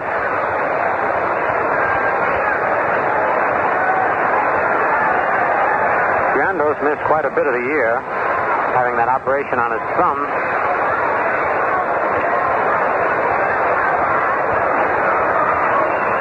Now the 2-2 delivery. Curveball swung at and missed. Strike 3. Dittmar gets his first strikeout of the ball game. And for Baltimore in the top of the fourth inning, nothing across. The score at the end of 3.5 innings. The Yankees 5, the Orioles nothing. Say, did you ever see one of those old antique cars come chugging down the street? It is certainly a sight to see. And also a lot of fun to drive. But believe me, when you have to crank the engine over by hand to start them, that's getting your driving pleasure the hard way. It is surprising, though, how many things are still done the hard way, like cleaning the carburetor of your car. Up to now, this meant a lot of work, even for a skilled mechanic who actually had to take your carburetor apart to clean it. But not anymore. Because with Atlantic Imperial gasoline, you can clean your carburetor while you drive.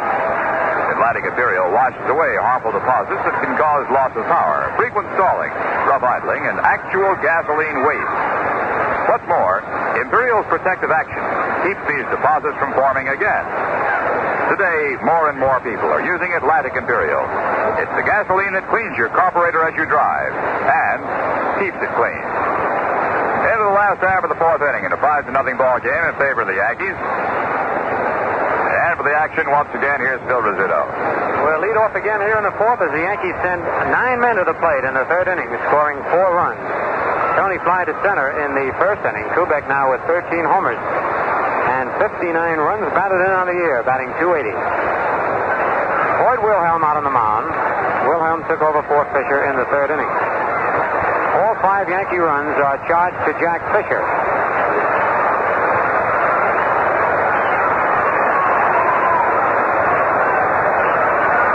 Wilhelm into the windup.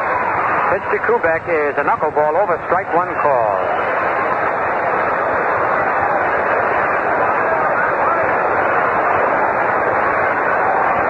Robinson playing in at third.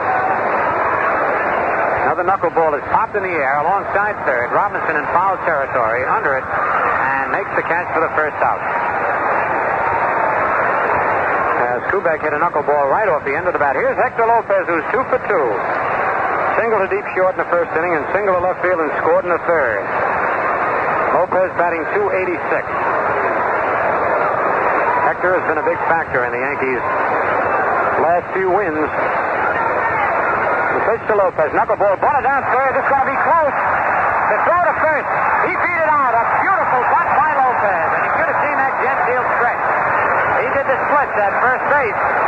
But Lopez's perfect bunt caught Robinson napping, even though Brooks came in and threw off balance. It was close, but Lopez gets his third hit of the ball game.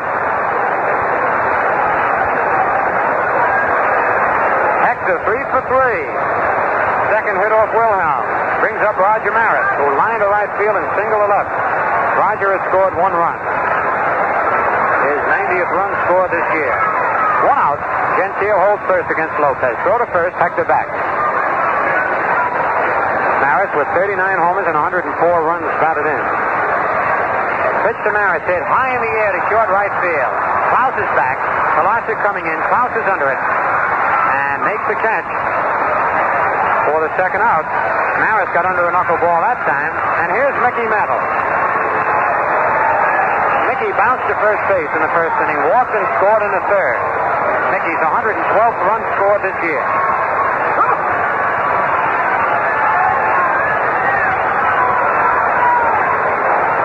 Two out. The stretch and the knuckleball almost hit Mickey, ball 1.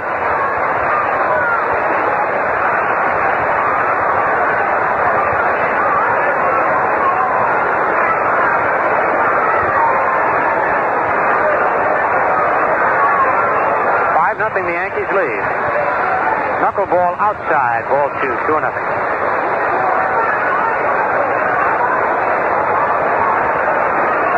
On deck, Yogi Berra.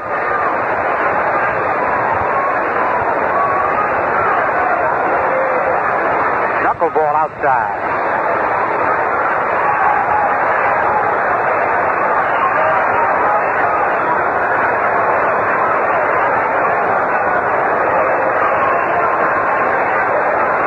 On Mickey. Pitch, knuckleball is in there, strike one. He wasn't taking a chance on throwing the fastball, figuring that Mickey had the green light.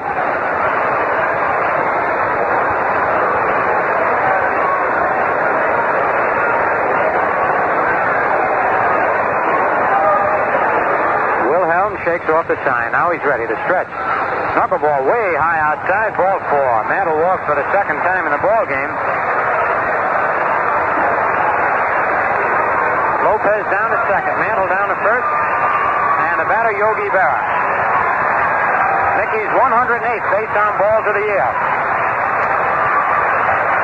Yogi bounced to second and double to right center field to drive in 2 runs in the third inning. Yogi 1 for 2, batting .283, 58 RBI. 2 outs. On deck, Bill Skowron.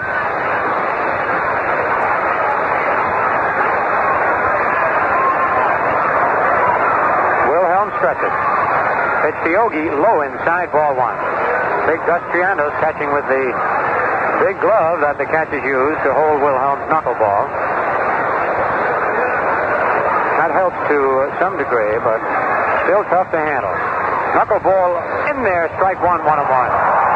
Yogi steps back to argue with the umpire and the crowd. Ooh. Yogi takes a quick glance into the Yankee dugout. 1-1 on Berra. Knuckleball hit on the ground. Nice play by Gentile. He's up with it. Flips to Wilhelm for the out. And Gentile took a double away from Yogi with a diving, sliding backhand catch. Rolled over. To Wilhelm for the out. And there were 2 more sure runs. Had that ball gotten by Gentile. A fine play by the Oriole first baseman.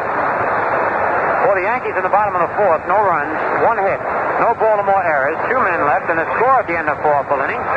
The Yankees 5 runs, 8 hits, no errors. Baltimore no runs on 2 hits and no errors. Right now, I'd like to mention that the second half of this game is being brought to you by the Crisp Refresher Ballantine beer. You know, Ballantine's a light beer with true lager flavor, and that's what makes it the Crisp Refresher. On the scoreboard, Boston beat Washington 3-1. Kansas City took Cleveland 3-2 in the first game.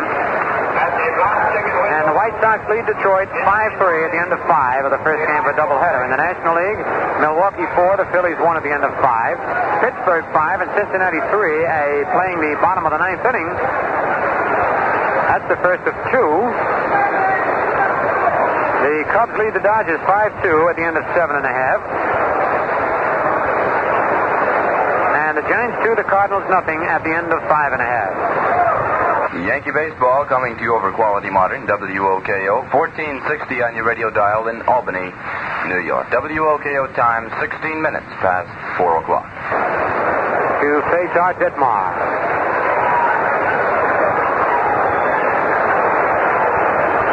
Klaus single to right field in the third inning.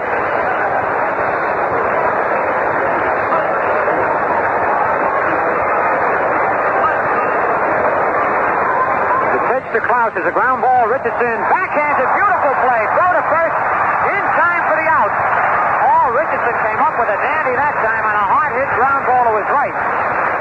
He backhanded the ball going towards second base, wheeled around and fired to Skowron in time to get Klaus. The Yankee defense really functioning here today. And now we have a pinch hitter for Hoyt Wilhelm. Buddy Barker, who was called up from Vancouver September the 12th, had 14 homers, was batting .311. He's 6 feet tall, 192 pounds, and 24 years old, from Martinsburg, West Virginia. Buddy Barker, a left-hand hitter, takes the strike over. Beautiful play by Richardson. Barker is 0 for 1 since he's joined the Orioles. pulls the bat right down on the end. Change up line. Richardson one-hands it. A nice play by Bobby. A line drive. Richardson going to his right again. Backhand of the ball, one-handed. And so it's 2 up and 2 down, courtesy of Bobby Richardson. And here's Gene Stevens, who bounced to first and walked.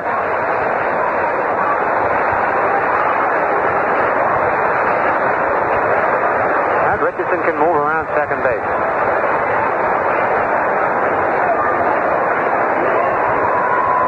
5-0, the Yankees lead. We're in the top of the 5th, 2 out, nobody on. Ditmar ready. Pitch to Stevens is a curve outside, ball 1. 2 hard-hit balls off Ditmar that time, and 2 out.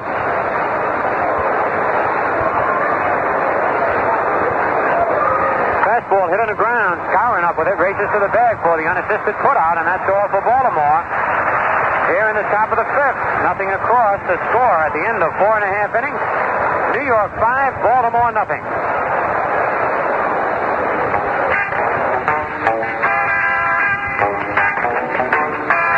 To be crisp, a beer must be acted right. With true lager flavor, precisely right. Lively, cold, and crystally clear. The crisp refresher. Valentine beer. Hey, get your cold beer. Hey, get your Valentine. Hey, get your cold, cold beer. Get your ice cold Valentine beer. Get your ice cold Valentine beer. Get your ice cold Valentine beer.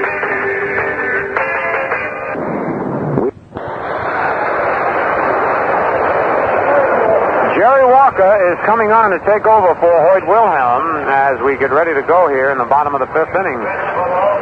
Wilhelm pitched 2 innings, allowing 2 hits, walked 2, didn't strike out anybody or allow any runs. So Fisher started, and Jack was tagged for 6 base hits and 5 runs in the 2 innings he worked. Jerry Walker coming on is making his 27th appearance of the year. He's won 3 and lost 4. 6'1", 195 pounds from Ada, Oklahoma. Usually a starting pitcher, but this year he's had a little bit of trouble winning ball games, and so lately he's been used in relief by Paul Richards. Another one of the kitty core of the Baltimore Orioles pitchers. Walker will be pitching to Skowron, Boyer, and Richardson here in the bottom of the 5th. The Yankees leading 5-0. New York scored 1 run in the 2nd inning and then 4 runs in the 3rd inning. Skowron doubled to right center field and scored in the 2nd inning and then bounced to shortstop in the 3rd.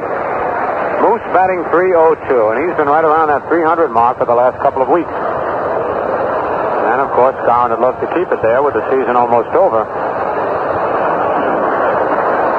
It's a big plus in your factor when you can bat 300 or more for a year.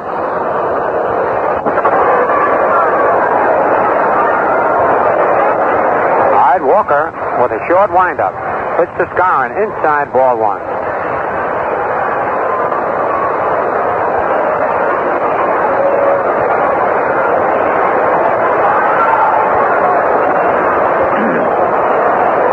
The 1-0 pitch, high inside, ball 2. 2-0. Triandos now has gone back to the small catcher's glove, and it really looks like a toy glove after the big one he had on catching Wilhelm's knuckler.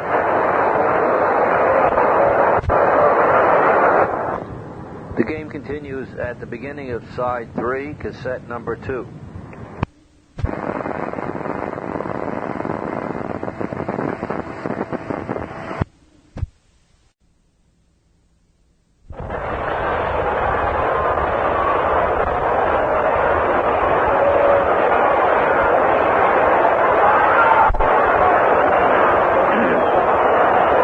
The 1-0 pitch, high inside, ball 2. 2-0. Triandos now has gone back to the small catcher's glove, and it really looks like a toy glove after the big one he had on catching Wilhelm's knuckler.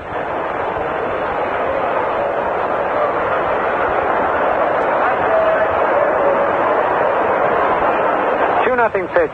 Strike one. Skowron tried to check his swing that time on an inside curveball, but went all the way around.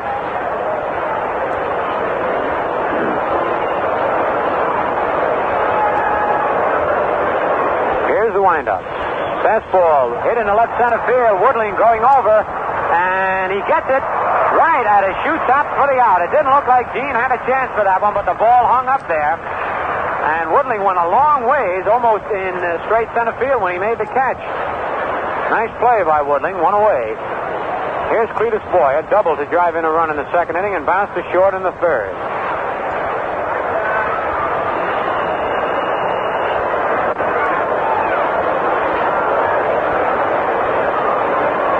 Fastball swung and missed, strike one.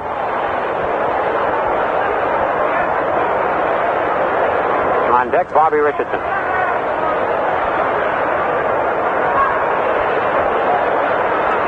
One strike pitch is taken, strike two, and Boyer was ready to bunt that ball with Robinson playing deep. But the curve fooled him, and it hit the outside corner. 0-2 on Cleat.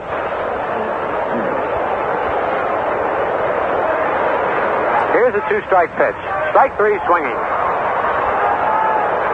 Boyer goes down on strikes. That's the second Yankee to go down on strikes in the ball game. Ditmar struck out in the second inning. Here's Bobby Richardson, hit back to the box in the second inning, walked in the third.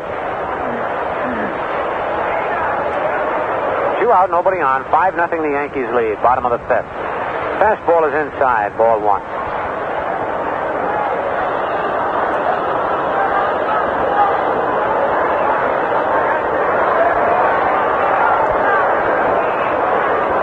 The 1-0 pitch is a foul tip, strike one. 1-1. Bobby was trying to hold up on his swing, and the ball just grazed off the bat.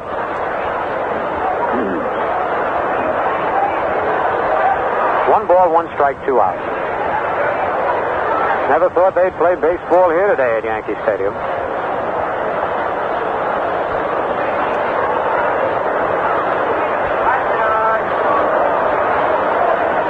This is now an official ball game, whether it rains now or not. Curve outside, ball 2, 2-1.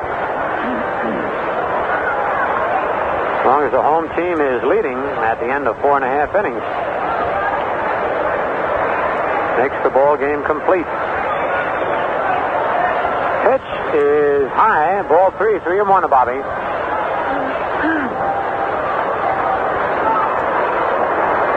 Walker goes to the rosin bag.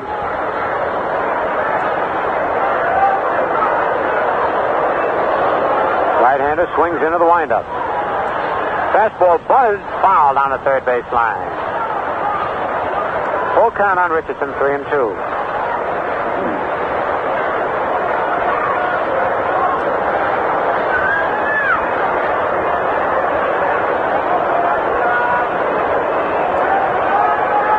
Another big ball game to go after this one.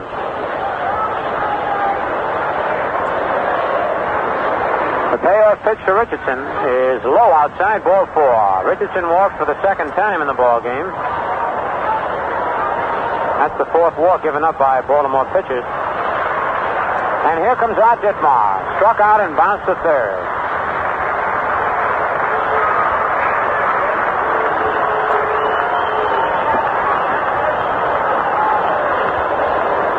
Ditmar was 114 and lost 9. Steps in with Richardson leading off first. Gentile holding him on. 2 out. Pitch to Ditmar is a foul. Back on the screen. Strike one. Yes, sir. The rain has tightened up the net below us, and you got to watch those foul balls. They hit on the net and skip right up at you. 1 strike on Ditmar. Walker into the set position. Curve on the outside corner, strike 2. 0-2 on Art.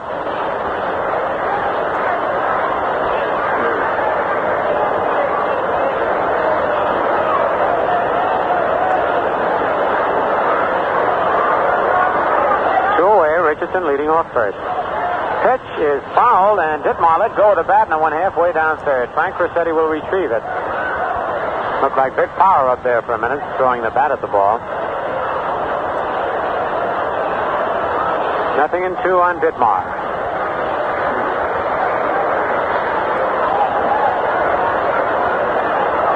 Ditmar wants a little rosin now as he walks over to Kubek, who's on deck.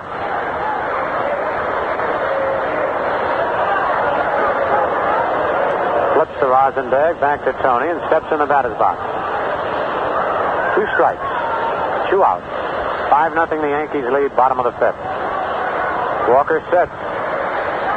Pitch is hit foul down the right field line.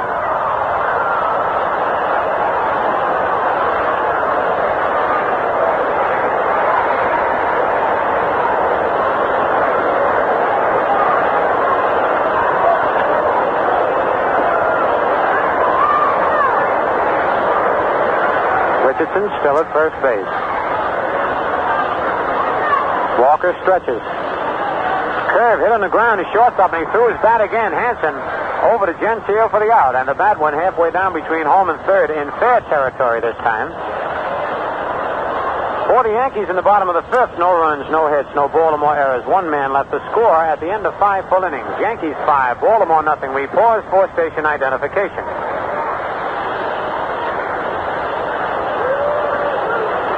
At 1460 on your radio dial, this is Quality Modern, WOKO in Albany, New York. WOKO time, 28 minutes past 4 o'clock. On the scoreboard, Boston beat Washington 3-1. Kansas City took Cleveland 3-2 in the first game of a doubleheader. In the second game, it's Cleveland 1, Kansas City nothing at the end of 1. Chicago leads Detroit 6-4 at the end of 6 innings in the first game of a doubleheader. Milwaukee leads Philadelphia 5-1 at the end of 6.5.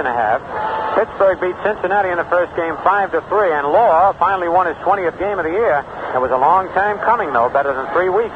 But the Pirates win a big ball game. They got another one to play at Cincinnati. Cubs leading the Dodgers 5-2 at the end of 8. And St. Louis now leading the Giants 3-2 at the end of 6. For Baltimore, it'll be Pulisic, Woodling, and Gentile to face Art Ditmar here in the top of the 6th inning. Pulisic bounced to short and lined to right field.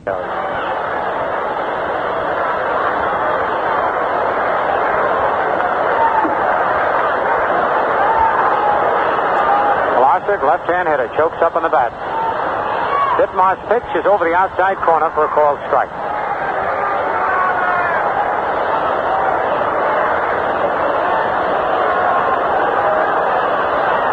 The changeup is outside as Pulisic had run up to bunt that ball.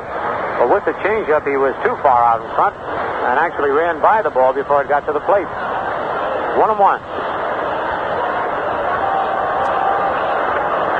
1-1 pitch. Changeup line to left field. There's a base hit. He slapped that ball to left field. Pulisic is around first. He's going to try for 2. Lopez's throw is not in time. It's a double for Pulisic. Boy, that was a dangerous play with his team 5 runs behind. But the wet grass slowed up the ball, and it was tough for Lopez to make a good throw. Pulisic just kept running. And for Pulisic, his 4th double of the year. Hit number 3 off Ditmar. Here's Gene Woodling. Woodling up twice, has walked twice. 5-0 the Yankees lead in the top of the 6th.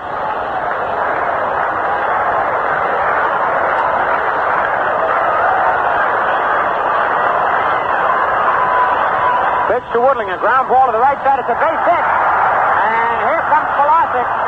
He'll score. It's a 5-1 ball game.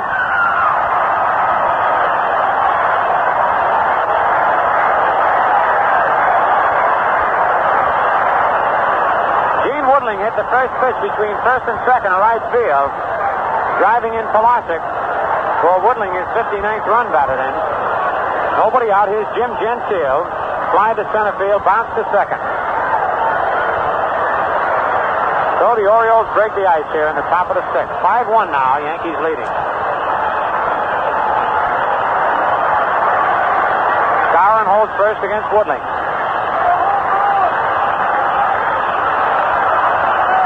Pitch to Gentile is low, ball 1.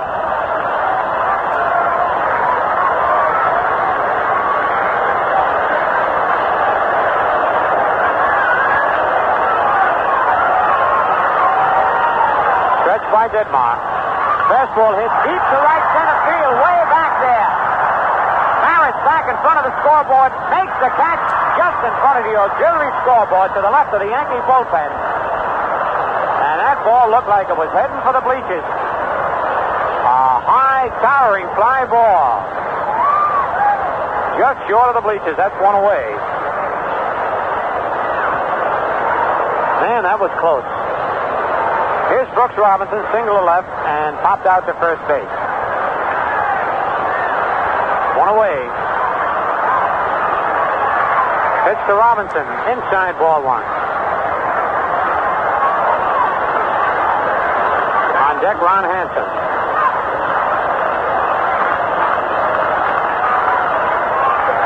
Ditmar sets. Ground ball foul outside of third. Knocked down by the third base coach, Lum Harris.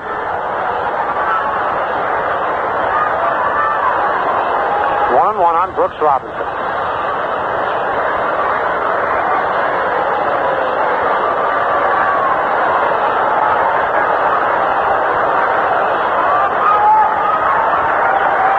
Woodling leads off first. Inside, ball two, 2-1.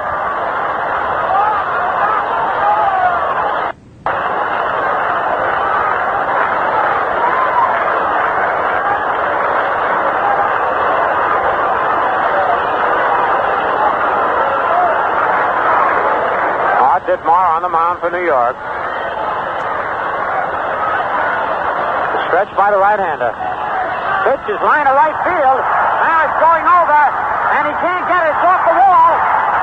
And Woodling's around second, digging for third, and Woodling is limping, and they hold him up. Gene Woodling hobbled into third base. He could have scored easily, but it looks like Woodling might have pulled a muscle. Casey Stengel is coming out to the mound as Brooks Robinson lined a double off the right field wall. And Woodling actually hobbled into third base. That ball bounced almost into the infield.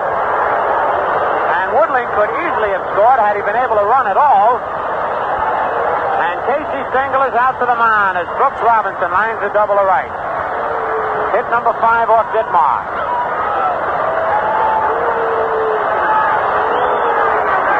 Casey's letting Ditmar in there.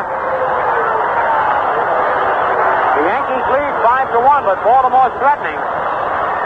Brooks Robinson got his 24th double of the year, his second hit of the ball game.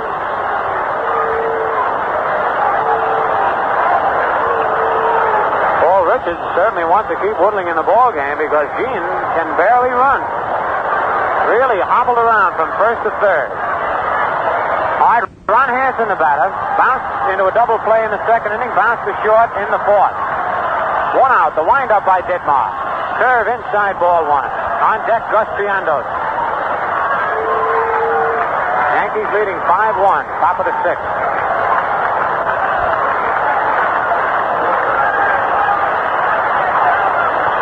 The 1-0 pitch. On the inside corner, strike one, 1-1.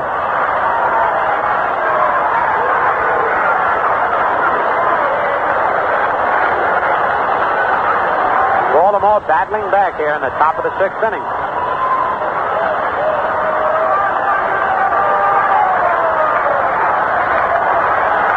Ditmar checks the sign from Vera. Here's the windup. Fastball hit slowly foul down the third base line. Kick foul. That would have been a tough chance had it stayed fair. 1 ball, 2 strikes.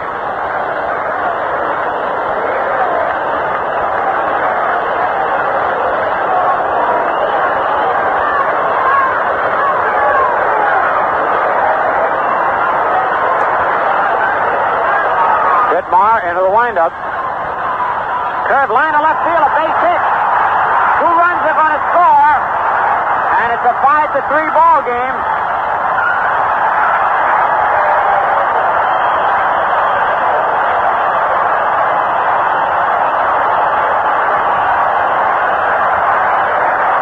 Ron Hanson lined a single to left field, driving in Woodling and Robinson, and it's now a 5-3 ball game.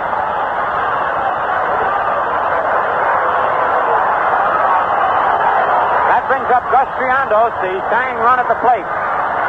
For Hanson, RBIs number 80 and 81. And he is second on the team in RBIs for Baltimore.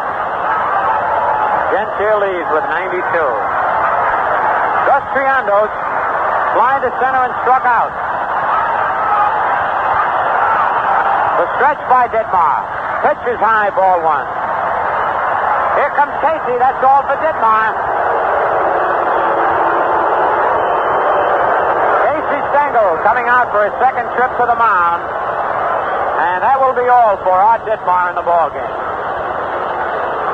So Ditmar has pitched a total of 5 in the third innings. He's allowed 6 base hits, walked 3, struck out 1, and has allowed 3 runs so far. Hanson at first will be his responsibility, so Ditmar cannot be the losing pitcher. And Jim Coates is coming on. Coates, who has been doing fine work in relief for the Yankees here of late, is coming on trying to stem this Baltimore tide. Certainly have to give the Orioles a lot of credit the way they've been able to battle back all year and stay so close to the Yankees and the White Sox.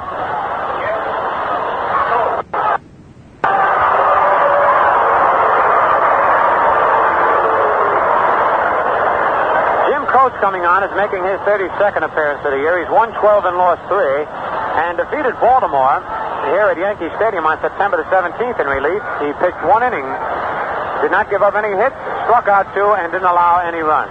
Coates is 6'4" and 195 pounds.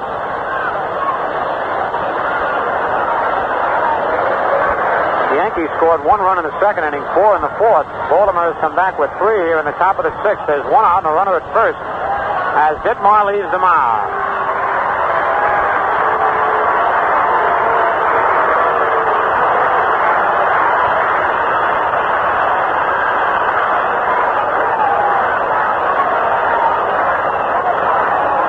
Will be coming on pitching to Gus Triandos and Billy Klaus.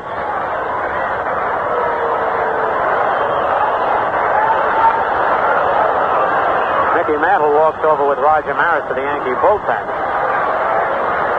Also to get off that wet outfield grass. This kind of weather sure plays havoc with the outfielders' spike shoes. They get wet and then they crack. Got to go out and get a pair of new shoes. Not too bad on the infield.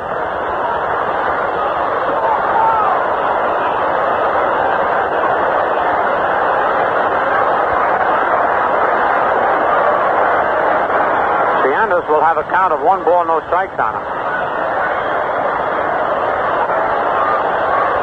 So in this instance, should Coates walk Triandos, he will be charged with a base on balls. But had there been 2 balls, no strikes, or 2 balls, 1 strike, then if Coates walked him, it would have gone to the preceding pitcher. All right, Coates is ready. Triandos ready, steps into the batter's box.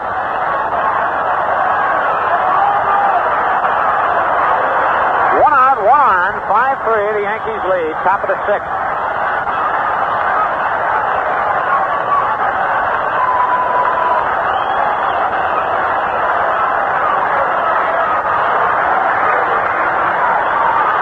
A stretch by Coates. Pitch to Triandos is a strike, a fastball right down the middle, belt high.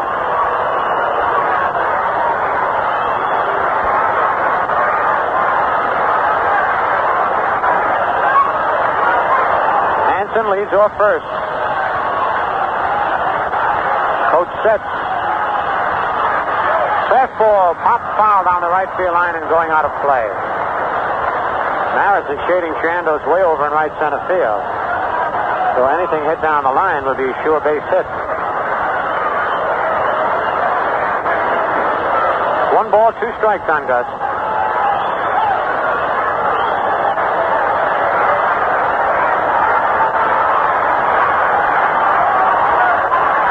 Here's a stretch by Coates. Strike 3. Swinging at a changeup. So Coates comes on to strike out the dangerous Gus Triandos. And here's Billy Klaus. Klaus singled and was robbed of a base hit on a fine play by Richardson. 1 for 2 for the left-hand hitting second baseman. Boyer runs in from third to talk with coach. 2 out now with Hanson at first.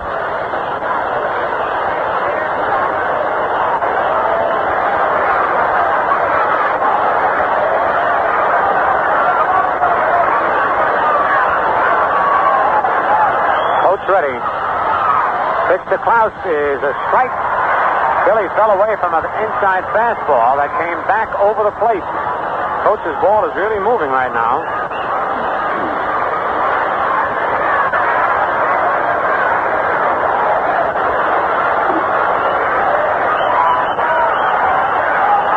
Ready for the one-strike pitch. There goes Hanson. The ball is popped in the air to short center field. Boy, what a running jump Hanson had. Richardson and Mantle, and Richardson makes the catch. Boy, they looked at each other 2 or 3 times. And first one would stop, then the other, and Richardson finally made the catch. And Hanson was running, would have scored easily from first. For Baltimore, on the top of the 6th, they come up with 3 runs on 4 base hits. No Yankee errors and 1 man left. And the score at the end of 5 1/2 innings, the Yankees 5 and Baltimore 3.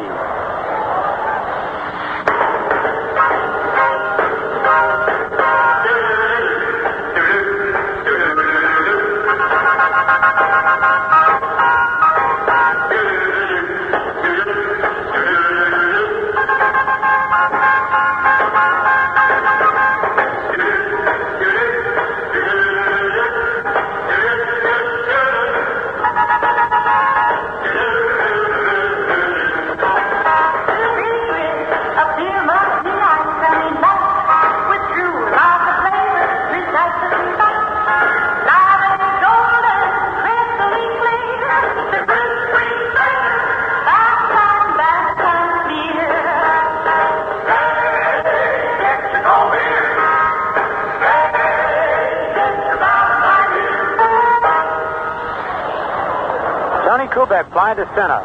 Homered in the 3rd and popped to 3rd in the 4th will lead off for the Yankees. 5-3 New York leads, bottom of the 6th. Jerry Walker, the 3rd Baltimore pitcher, out on the mound. Walker is due to lead off next inning, so we'll probably have another pinch hitter. The pitch to Kubek. Strike. Fastball on the outside corner. On deck, Hector Lopez, who is 3 for 3 today.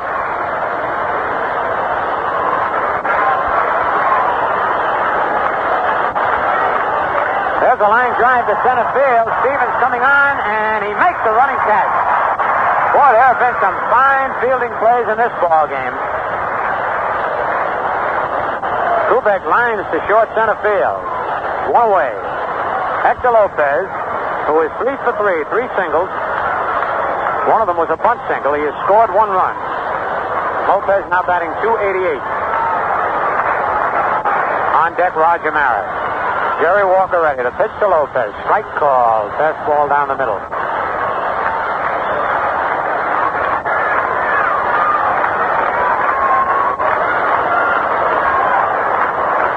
One-strike pitch. Strike 2. Started to say high as John Stevens took a little time calling that, but then he whipped up the right hand. 0-2.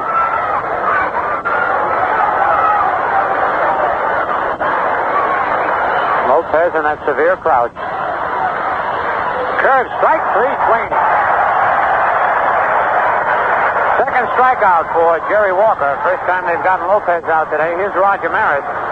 Roger lined to right, single to left, and scored in the 3rd, and popped to second base in the 4th inning.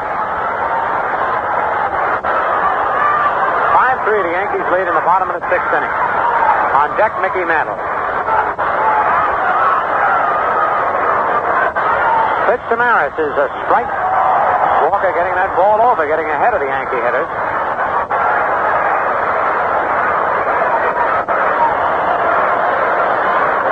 The one-strike pitch. Foul back in the upper deck, strike 2.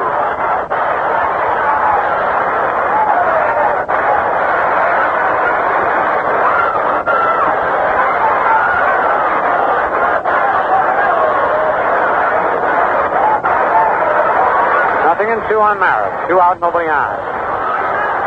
Pitch hit high in the air, not too deep right field. Pilarczyk is moving in under it. And He's got it for the out. Joe Walker sets the Yankees down in order here in the bottom of the sixth inning. No runs, no hits, no Baltimore errors, and nobody left. And the score at the end of 6 full innings, the Yankees 5 runs, 8 hits, no errors. Baltimore 3 runs on 6 hits and no errors. Coach back out to the mound. Jim Pisoni moves out to left field for the Yankees, taking over for Hector Lopez defensively. On the scoreboard, again, Boston beat Washington 3-1. Kansas City over Cleveland in the first game 3-2. In the second game, it's Cleveland 1, Kansas City nothing at the end of 3. The White Sox are leading Detroit 7-4 at the end of 7. That's the first game of a doubleheader. Milwaukee leads Philadelphia 5-1 at the end of 7.5. Pittsburgh beat Cincinnati in the first game 5-3. In the second game, the Pirates failed to score on the top of the first. Cubs beat the Dodgers 5-2. And the Cardinals lead the Giants 3-2 at the end of 7.5. Okay, we're ready to go here in the top of the 7th inning with the Yankees leading Baltimore 5-3. And ready to step in behind the microphone is Mel Allen. Hello there, everybody. Thank you very much, Phil.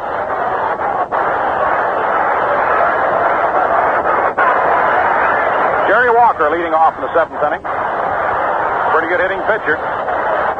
Jim Coates' delivery is high, ball 1. Walker's at 13 for 37, hitting .351. Stevens and Pilarczyk to follow. Jim Coates to the windup, and the delivery in there, strike 1, 1-1. 5-3 New York, 7th inning. Jim Pisoni has gone to left field in place of Hector Lopez. The Orioles trailing 5-0 and made a game out of it now with 3 in the 6th. The 1-1 pitch. Swung on as a liner into right field for a base hit for Jerry Walker. And the Orioles are battling back. Gene Stevens grounded to first, walked and grounded to first. Pilarczyk on deck and Woodling to follow. Yankee bullpen working out.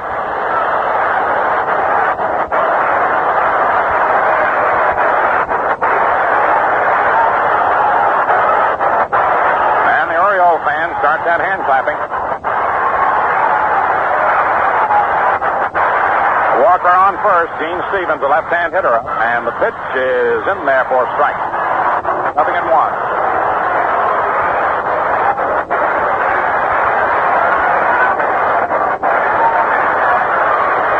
No balls, 1 strike. Walker leads off first. Throw over, he's back.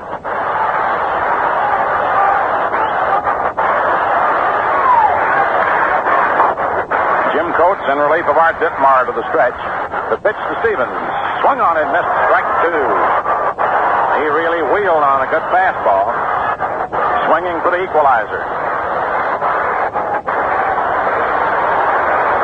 A 2-strike count.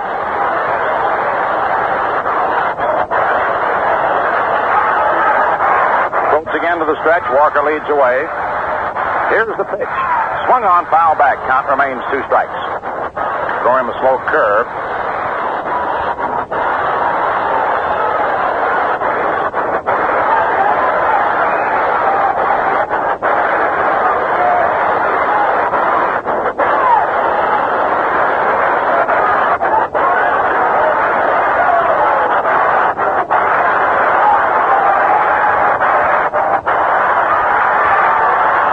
Gets the sign. Walker leading away from first. Nobody out. Now the pitch. High inside. Ball 1. 1-2. A 1-2 count on Gene Stevens.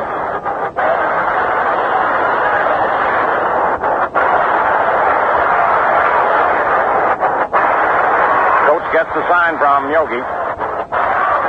Into the stretch once more. Now the pitch. Swung on and missed. Strike 3. 1 down. Up comes Al Pilarczyk, who grounded to short, line to right, and then punched the double to the opposite field, to left. fellow with many capabilities. He's hitting .266, but he's dangerous in this park as a pull hitter to right field. He can punch the ball to left. He's a good bunter. Boyer shortens up for him at third. Walker leading away from first. Jim Coates ready, and the pitch is swung on, bounced foul down the first base line. Strike one.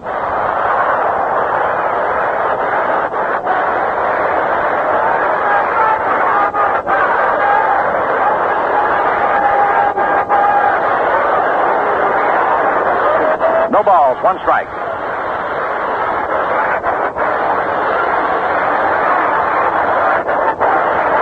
New York, seventh inning. Gary Walker leading away from first. Coates into the stretch. Skowron backpedals. Here's the delivery, and it's outside. Ball one. 1-1. They give Pilarczyk on a room in left center. Pisoni straightaway left. Mantle into right center. Maris straightaway right. Al Pilarczyk up. Walker on first, one out. The 1-1 pitch. It's bunted, and the ball goes foul.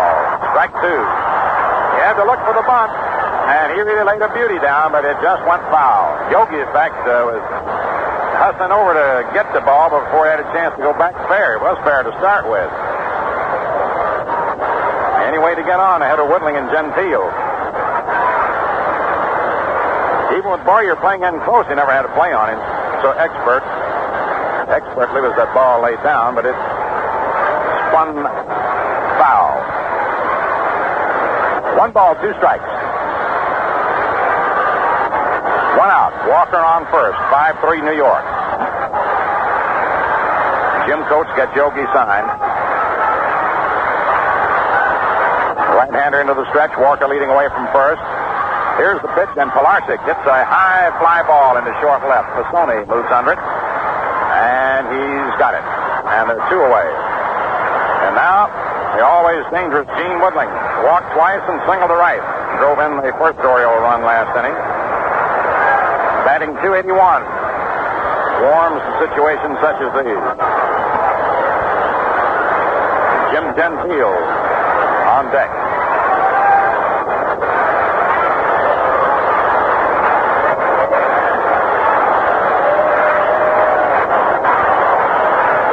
Asks for time.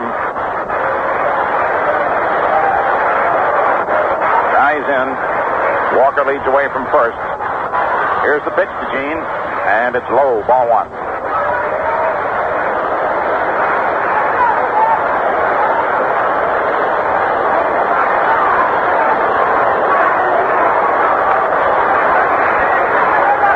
Jim Coates to the stretch. Here's the pitch, and Woodling takes it outside. Ball 2, 2-0. From a fastball, it sailed away from him.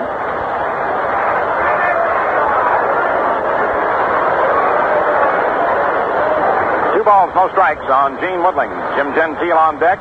Jerry Walker on first. 7th inning, 5-3 New York. Coates again to the stretch. Here's the pitch. In there, strike one, 2-1.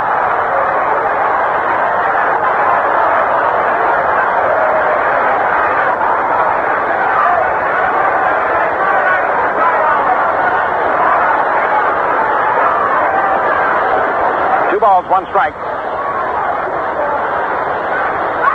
Jerry Walker leading away from first. Coates into the stretch. Time asked for by Woodling, granted by Johnny Stevens. Now Gene's back in. Again the stretch by Coates.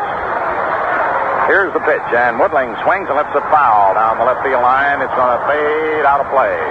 Strike 2, 2-2.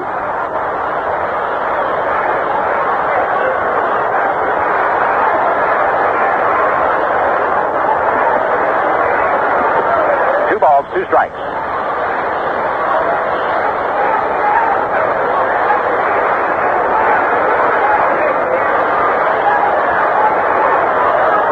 Another duel.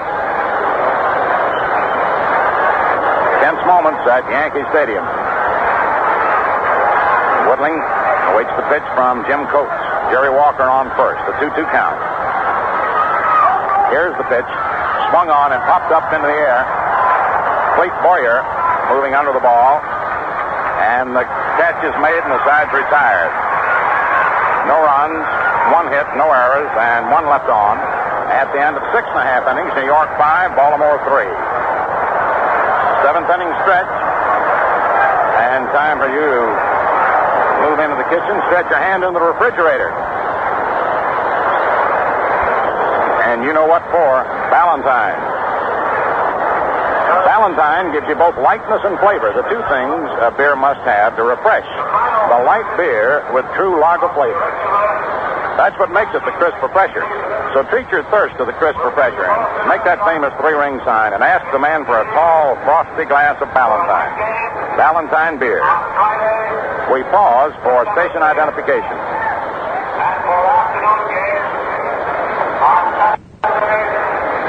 At 1460 on your radio dial, this is Quality Modern, WOKO in Albany, New York. WOKO time, 2 minutes before 5 o'clock.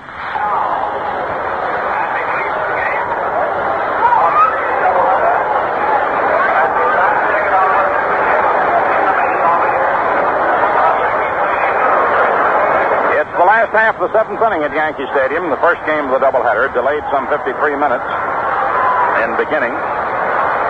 Mickey Mantle, who grounded to first and walked twice, steps up.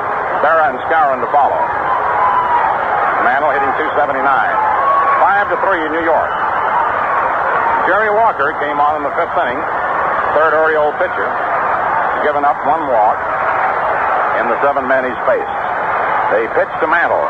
Swung on a foul ball, but it hit a mile up onto the roof. Foul. Down the right field line. Strike 1. Got out in front of that one too much. 1 strike.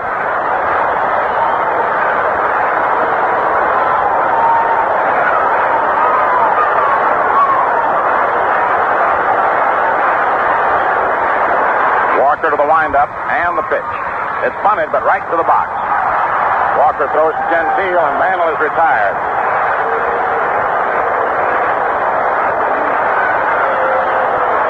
Mickey's trying to drag it, but he shoved it directly to the box. So with 1 away, up comes Berra, grounded to second. Doubled to right center, drove in 2 runs, and grounded out to first. Hitting .282.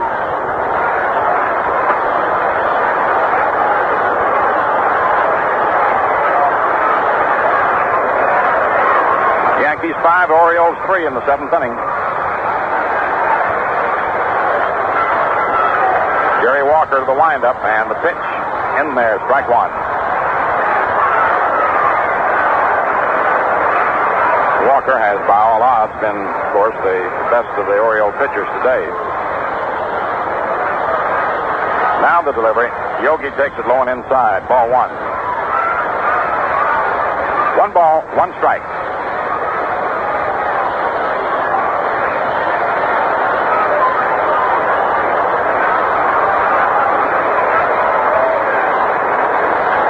The 1-1 pitch to Berra. Curveball over, strike 2, 1-2.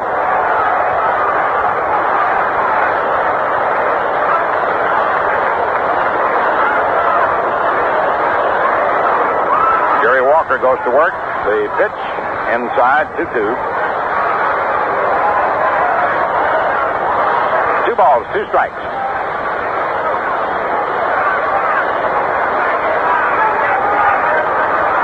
One out, nobody on. Now the 2-2 pitch on its way. Yogi takes it low and inside. Ball 3. Full count.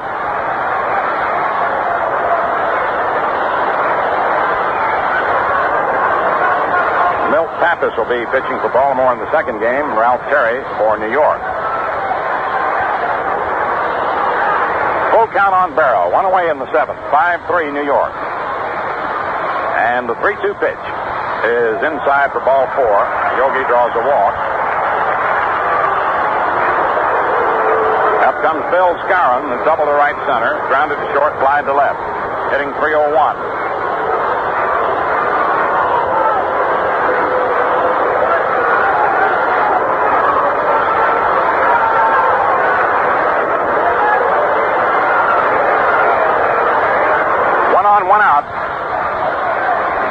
Walker into the stretch. The pitch to Skowron. Swung on and missed. Strike one. He fired that one. He doesn't look as if he's throwing extra hard, but he can blaze them.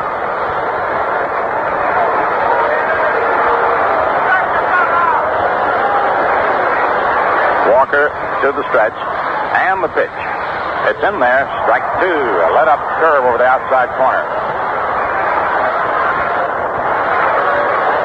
White Sox leading the Tigers 8-4 as they go to the ninth inning of their first game. Ready for the two-strike pitch to the Moose. Berra off first. And the ball is high. 1-2.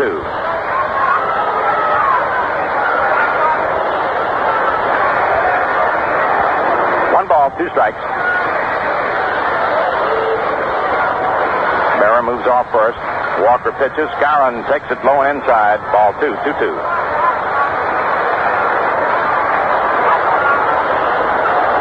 The Yankees appear to have lost their momentum after the first three innings. The Orioles starting to pick up in their momentum. 2 balls, 2 strikes, 1 out. 5-3 New York, last of the seventh.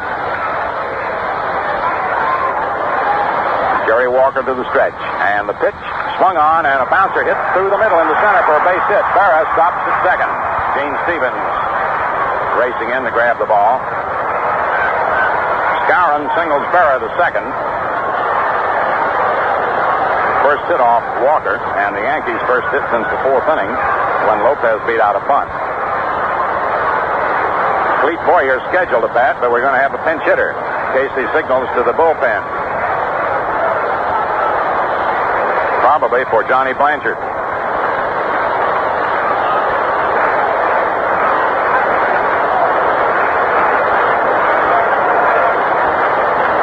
Johnny Blanchard's coming out of the bullpen to bat for Boyer.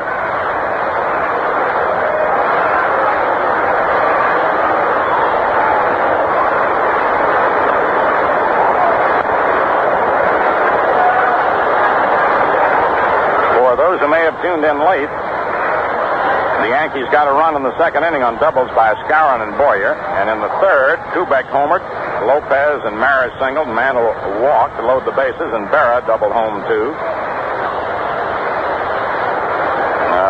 Rather a wild pitch enabled Maris to score. Mantle went to second. Enabled Lopez to score, and Berra doubled in Maris and Mantle.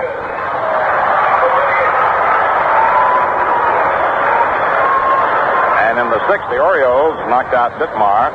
Pilarczyk doubled, Woodling singled him home, and after one was away, Robinson doubled Woodling to third, and they both scored on Hanson single. So it's 5-3, seventh inning, 1 out. Berra on second.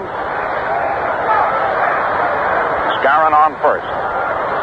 Blanchard hitting for Boyer, batting .271, left-hand hitter.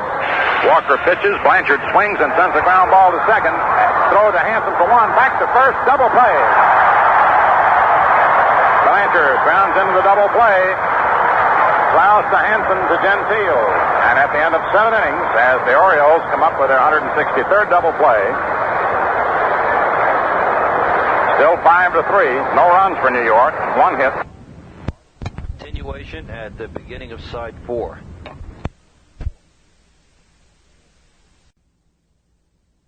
Double of Woodling to third, and they both scored on Hanson single. So it's 5-3, seventh inning, 1 out. Berra on second. Skowron on first. Blanchard hitting for Boyer, batting .271, left-hand hitter. Walker pitches, Blanchard swings and sends a ground ball to second. Throw to Hanson for one, back to first, double play. Blanchard grounds into the double play. Klaus to Hanson to Gentile. And at the end of 7 innings, as the Orioles come up with their 163rd double play, still 5-3, no runs for New York, 1 hit, no Oriole errors, 1 Yankee left on. Jim Gentile flied to center, grounded to second, and flied to deep right, hitting .287. Jim Coates delivers. In there, strike one.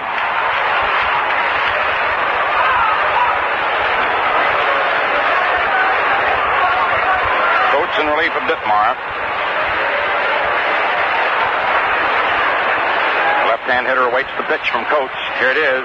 And it swung on and missed. Strike 2. He took a good slash. 0-2.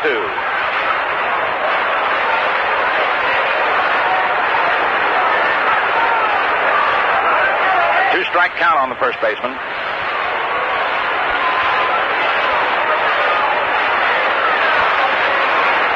Jim Coates swings to the windup. Around comes the right arm. The pitch swung on and lined out over second into center for a base hit. Gentile opens with a single to center on a two-strike pitch.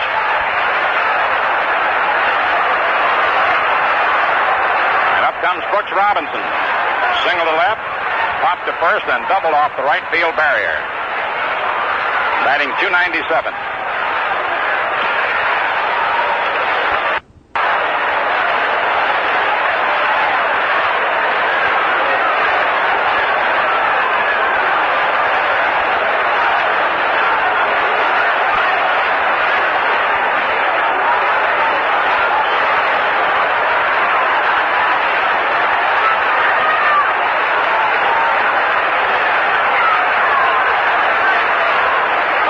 Robinson at bat. Coates to the stretch. And the pitch swung on, so a pop-up. Skowron under it at first. And makes the catch. One away. Gentile on first base. And the batter is Ron Hanson. Grounded to short into a double play. Grounded to short. And then single to left last inning to drive in 2 runs. Batting .258. Gus Triandos on deck.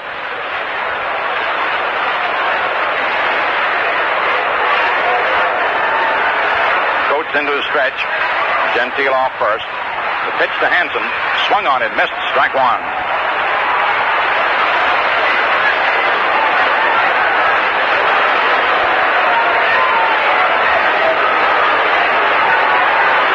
One on, one out in the 8th. 5-3 New York. Outfield deep. Straight away. Jim Coates ready. Here's the pitch, and it's low for a ball. 1-1.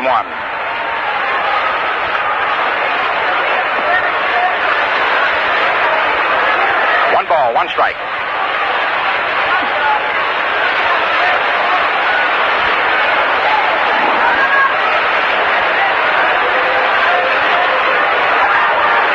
Coates into the stretch. Gentile leading away from first.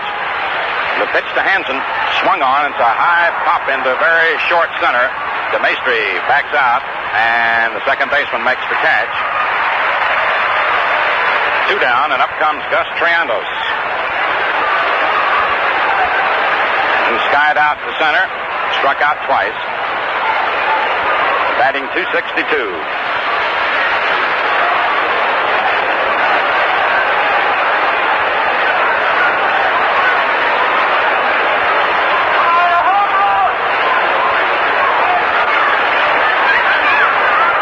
Jim Coates into the stretch.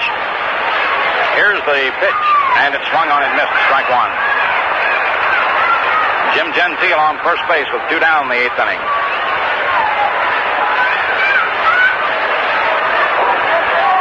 Outfield deep, of course.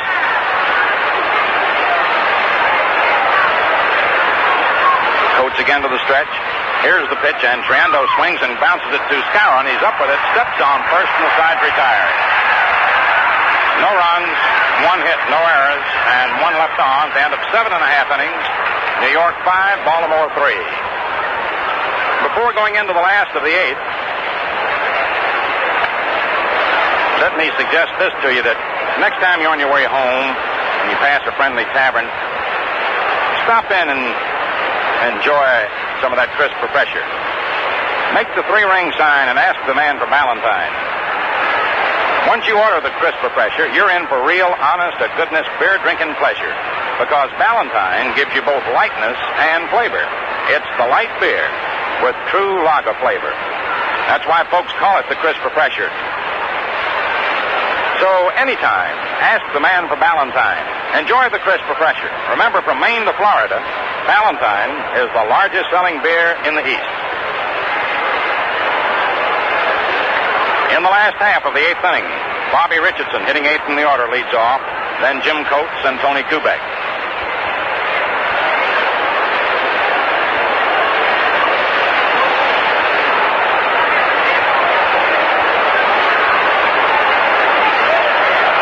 Fisher worked the first 2 innings, was removed in the third. Wilhelm relieved. Fisher gave up 6 hits and 5 runs.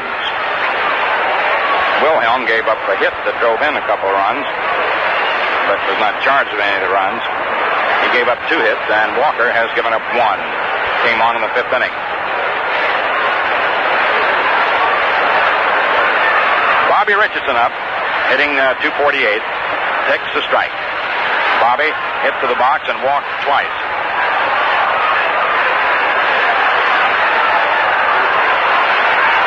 Jerry Walker's delivery. Swung on, hit down the left field line. It is a fair ball into the corner. Richardson turns first, heads for 2. Whitling feeling the ball, and Richardson round second. He's heading for third. Here's going to be the relay. Bobby slides, and he's safe.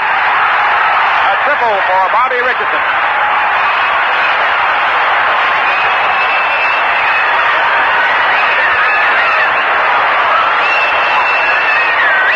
Bobby Richardson triples down the left field line.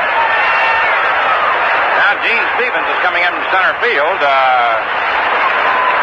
say to Larry Knapp that a fan touched the ball out there, and Frank Dumont said no.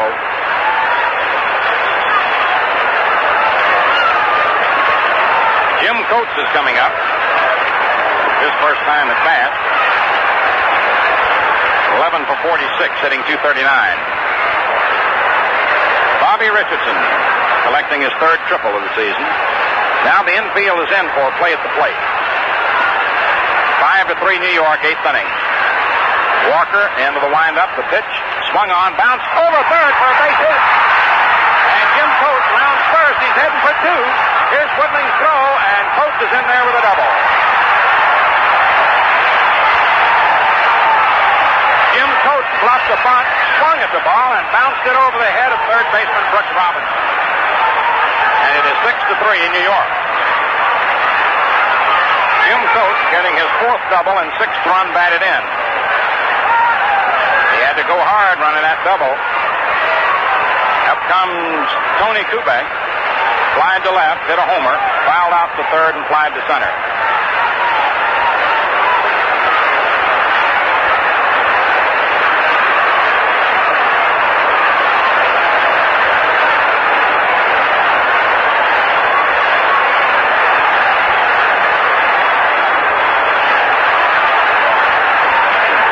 To the stretch. They pitch to Tony. Inside, letter high, ball 1.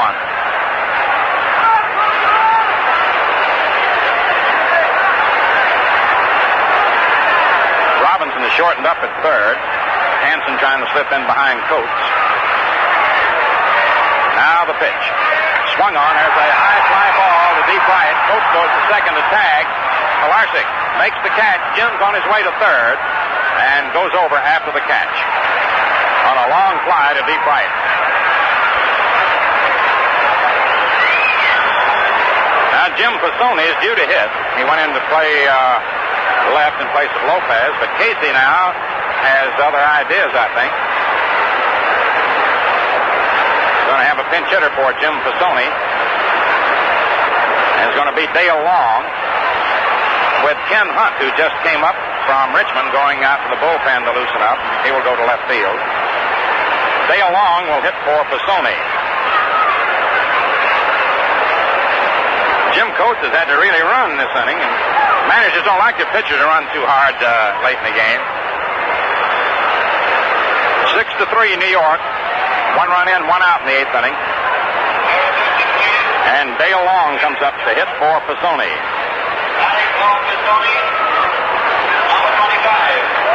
Long's had 6 for 18, hitting .333.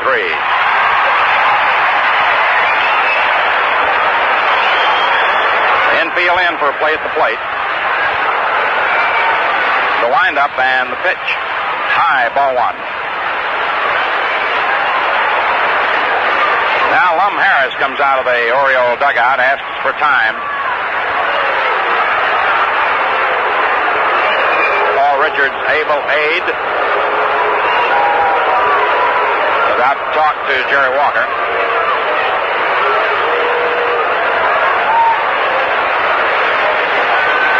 Just reminding him how to pitch to Long. Make him hit on the ground. Now Harris Maris leaves. And we're set to continue. A 1-0 count on Dale Long, hitting for Jim Pisoni.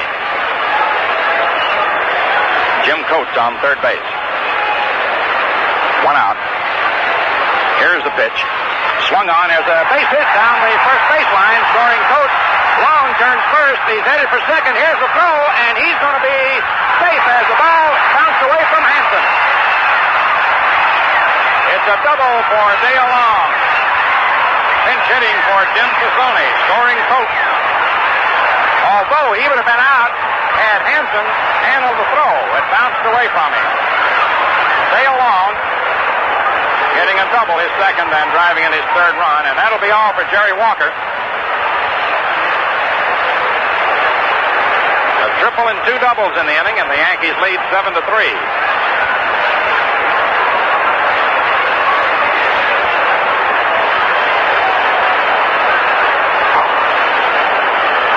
Casey's signaling to the bullpen for a runner, and I think it'll be Ken Hunt, who went out there to warm up. Hunt will run for Long. And Long gets the hands he leaves.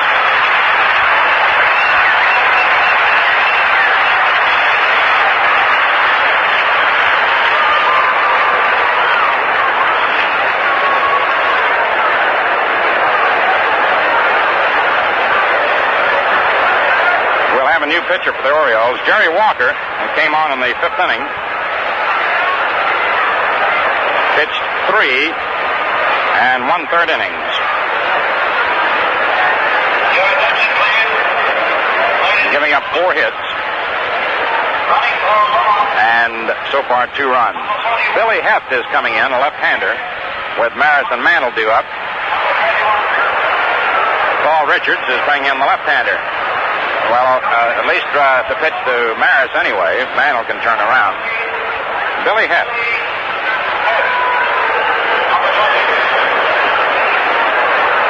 Billy Heft comes on the 8th with 1 out. Chicago defeated Detroit 8-4 in the first game of their doubleheader. Billy Heft started out with the Tigers. Had some good seasons with them. Went to the Red Sox and then to Baltimore. And was sent down to Miami and brought back on June the 15th. He has a record of 1-1. This is his 18th appearance. Billy's just 28. 6'2", 200-pounder. Paul Richards, when he saw a chance to get him, did, and another example of the rehabilitation he does with men who seem to have lost an edge, and he's coming in now with Roger Maris due up.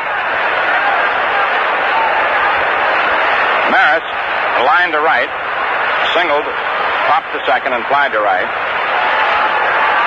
Hitting .278. Ken Hunt going in to run for Long. 1 out, 2 in, 7-3 New York, last of the 8th. Billy Heft into the stretch. And the pitch. Right over, strike 1, curveball.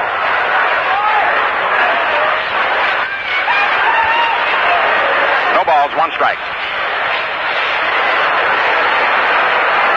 Hunt off second. Here's the pitch. High and inside, 1-1. Backs Roger away from the plate. A 1-1 count.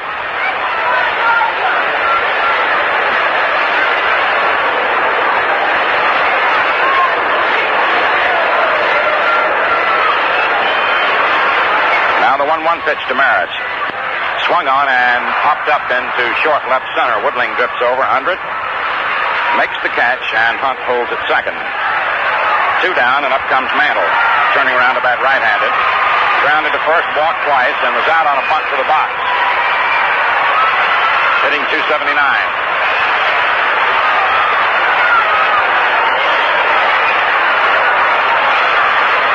2 away.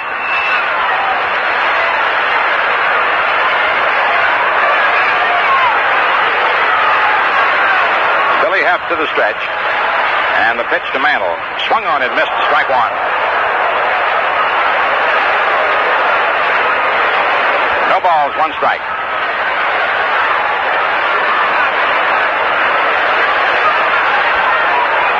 Two down. And the pitch. Outside, ball 1, 1-1.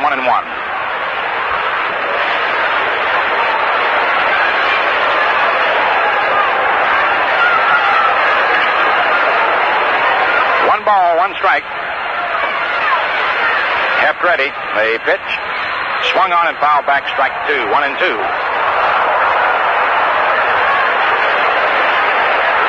A 1-2 count.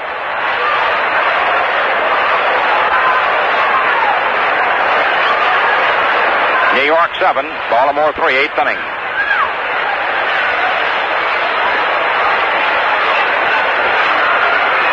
Sept gets the sign from Triandos. Ken Hunt moving off second base. The left-hander to the stretch.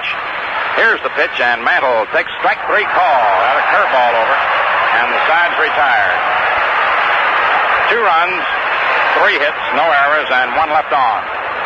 And at the end of 8 innings of play, New York 7 runs, 12 hits, no errors, and 9 men left on. Baltimore 3 runs, 8 hits, no errors, and 7 men left on. Billy Klaus will lead off for the Orioles in the ninth. With a pinch hitter for Heft, and then Gene Stevens. On the Ballantyne scoreboard, Boston beat Washington 3-1. Mon Bouquet beating Lee. Tasby homered. Kansas City beat Cleveland 3-2. Herbert beat Locke, even though the A's only got 2 hits, if that's correct. Williams homered in the 4th with 1 on. Second game, Cleveland leads 8-0 into 5 Latman against Cooks. Home runs, Bond and Wilson, each with 1 aboard. Detroit and Chicago in the first game. Chicago won it 8-4. Baumann beat Bunning. Colavito and Maxwell homering for the Tigers. No report on the second game. Milwaukee defeated Philadelphia 7-1. Jay beat Mahaffey. Callison, Bruton, Adcock hitting homers.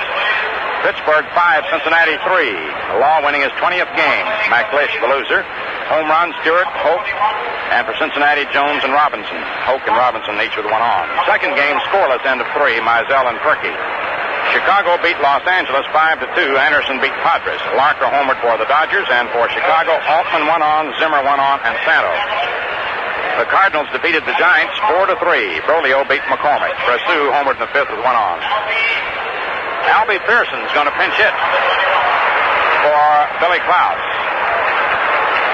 The diminutive outfielder, left-hand batter.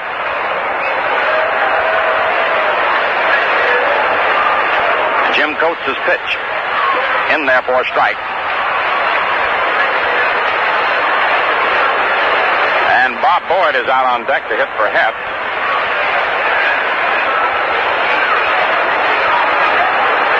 Coates into the windup, and the pitch to Pearson. It's in there, strike 2. 0-2.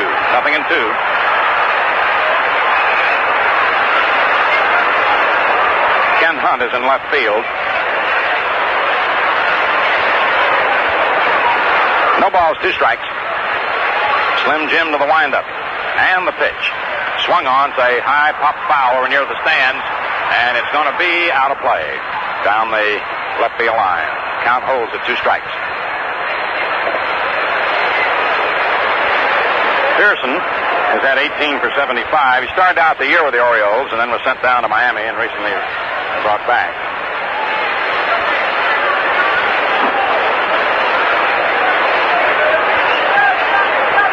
A 2-strike count.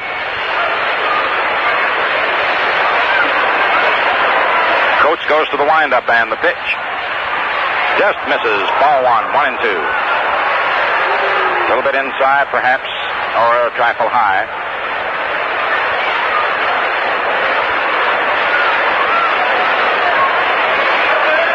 Coates again to the windup. Here's the pitch, and Pearson swings and bounces it toward short, and Kubek will have to hurry his throw and get to him on a close play. Pearson grounds out to Kubek. He almost beats the throw. One away, and up comes Bob Boyd. 25 for 76, hitting .329. 7-3, New York in the 9th inning. Number 9, Bob Boyd. Number 9. Bob Boyd is another of the hitters of the Pilarczyk type. Power to right. He can bunt well. He'll hit the ball to left field as well. He'll hit the pitch. where it's pitched. The delivery is a little bit inside for a ball. Or hits with the pitch is what I was trying to say. He doesn't try to pull everything. Richardson is shortened up at third. Coates into the windup and the pitch. It's high, ball 2, 2-0.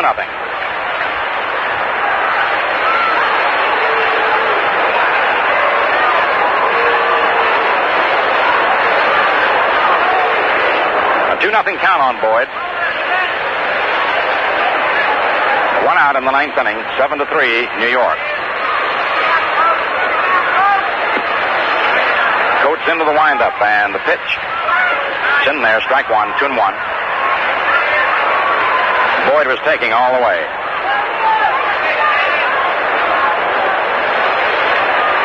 Two balls, 1 strike. The windup by the right-hander and the pitch. Swung on, fouled off without a play back at third. Strike 2, 2-2.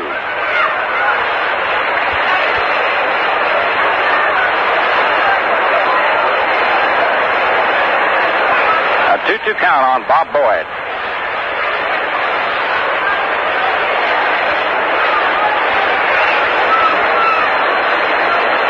Coates gets the sign from Berra. Boyd guarding that plate. Jim into the windup. Here's the pitch. High, ball 3, 3-2.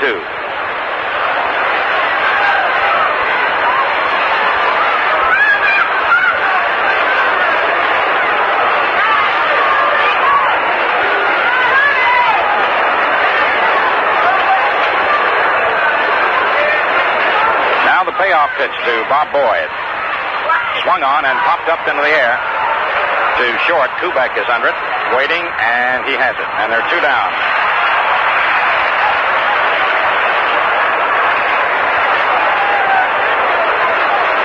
Gene Stevens comes up. Grounded to first, walked, grounded to first, and struck out. 2 away in the 9th inning. Jim Coates in relief of Art Ditmar. Checks with Yogi. Into the windup now, and the pitch to Stevens. Just outside, ball 1. A 1-0 count. Pilarczyk on deck.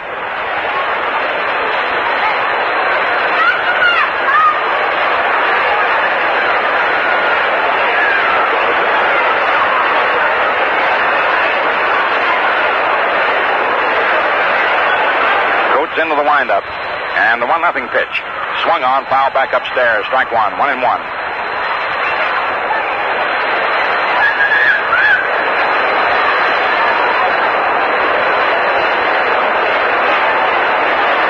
One ball, 1 strike.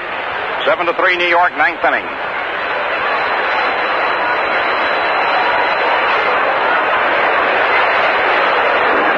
Coates takes a deep breath, gets the sign from Berra. Leans forward, starts to wind up. Around comes the right arm. Here's the pitch. And it just misses the inside corner. Yogi didn't like the call. 2-1.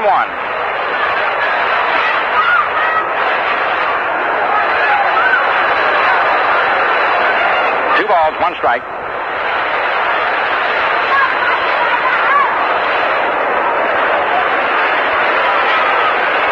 Now the wind up and the 2-1 pitch. It's outside. Ball 3. 3-1.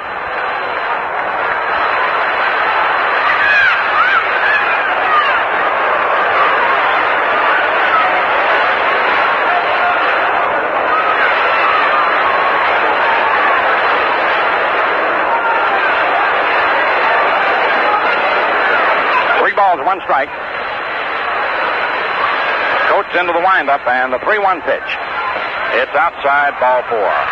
Stevens draws a walk, and the Orioles in the 9th inning still alive as Al Pilarczyk comes up with Woodling and Gentile, the next 2 scheduled batters.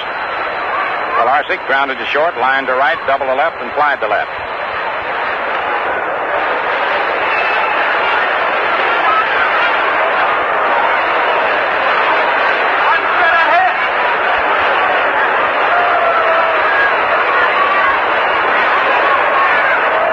Coates into his stretch.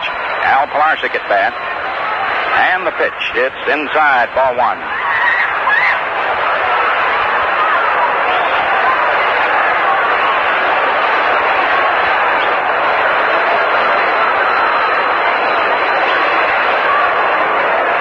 Coach seems to be aiming the ball now. The last two batters. Here's the pitch. It's in there, strike one, 1-1.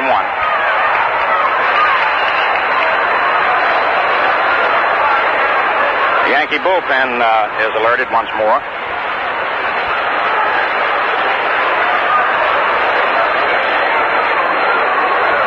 Coates into the stretch. Stevens leads off first. And the pitch is swung on and hit by Skowron down the right field line for a base hit. There goes Stevens on to third and Pilarczyk on to second. He has a double. He smashed it by Skowron, and up comes Gene Woodling with Jim Gentile on deck.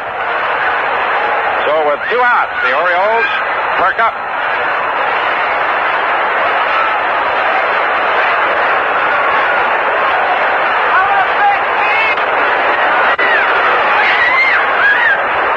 Woodling walked twice, single to right, and popped to third. A 2-out walk and double.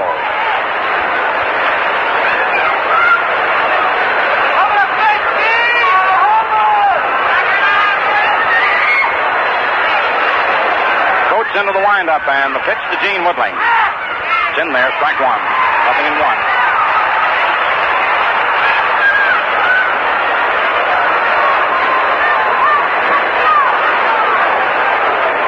7-3 New York, 2 outs. Runners on second and third. The windup and the pitch. Swung on, hit back to Coates. He grabs the line drive and the web of his glove, and the ball game is over. And that ball looked like a sure base hit. Coates just did a backhand grab at the ball. He had it in the webbing of the glove, and the ball game is over. How about that? Woodling just turned around and had nothing to do, but he just laughed. You know, can you beat that? No runs, 1 hit, no errors, and 2 men left on, and the Yankees win it 7-3. The totals: New York 7 runs, 12 hits, no errors. 9 left on. Baltimore 3 runs, 9 hits, no errors, and 9 men left on. Art Ditmar gets the win. He went 5 1/3 innings, allowed 6 hits and the 3 runs.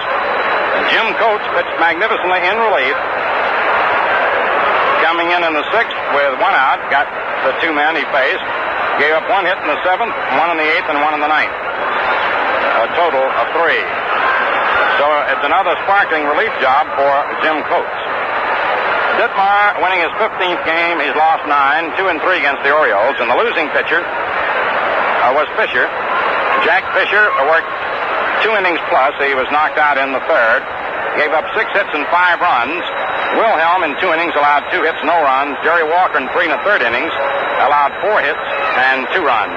Billy Hepp worked 2/3 of an inning and got 2 men out he faced.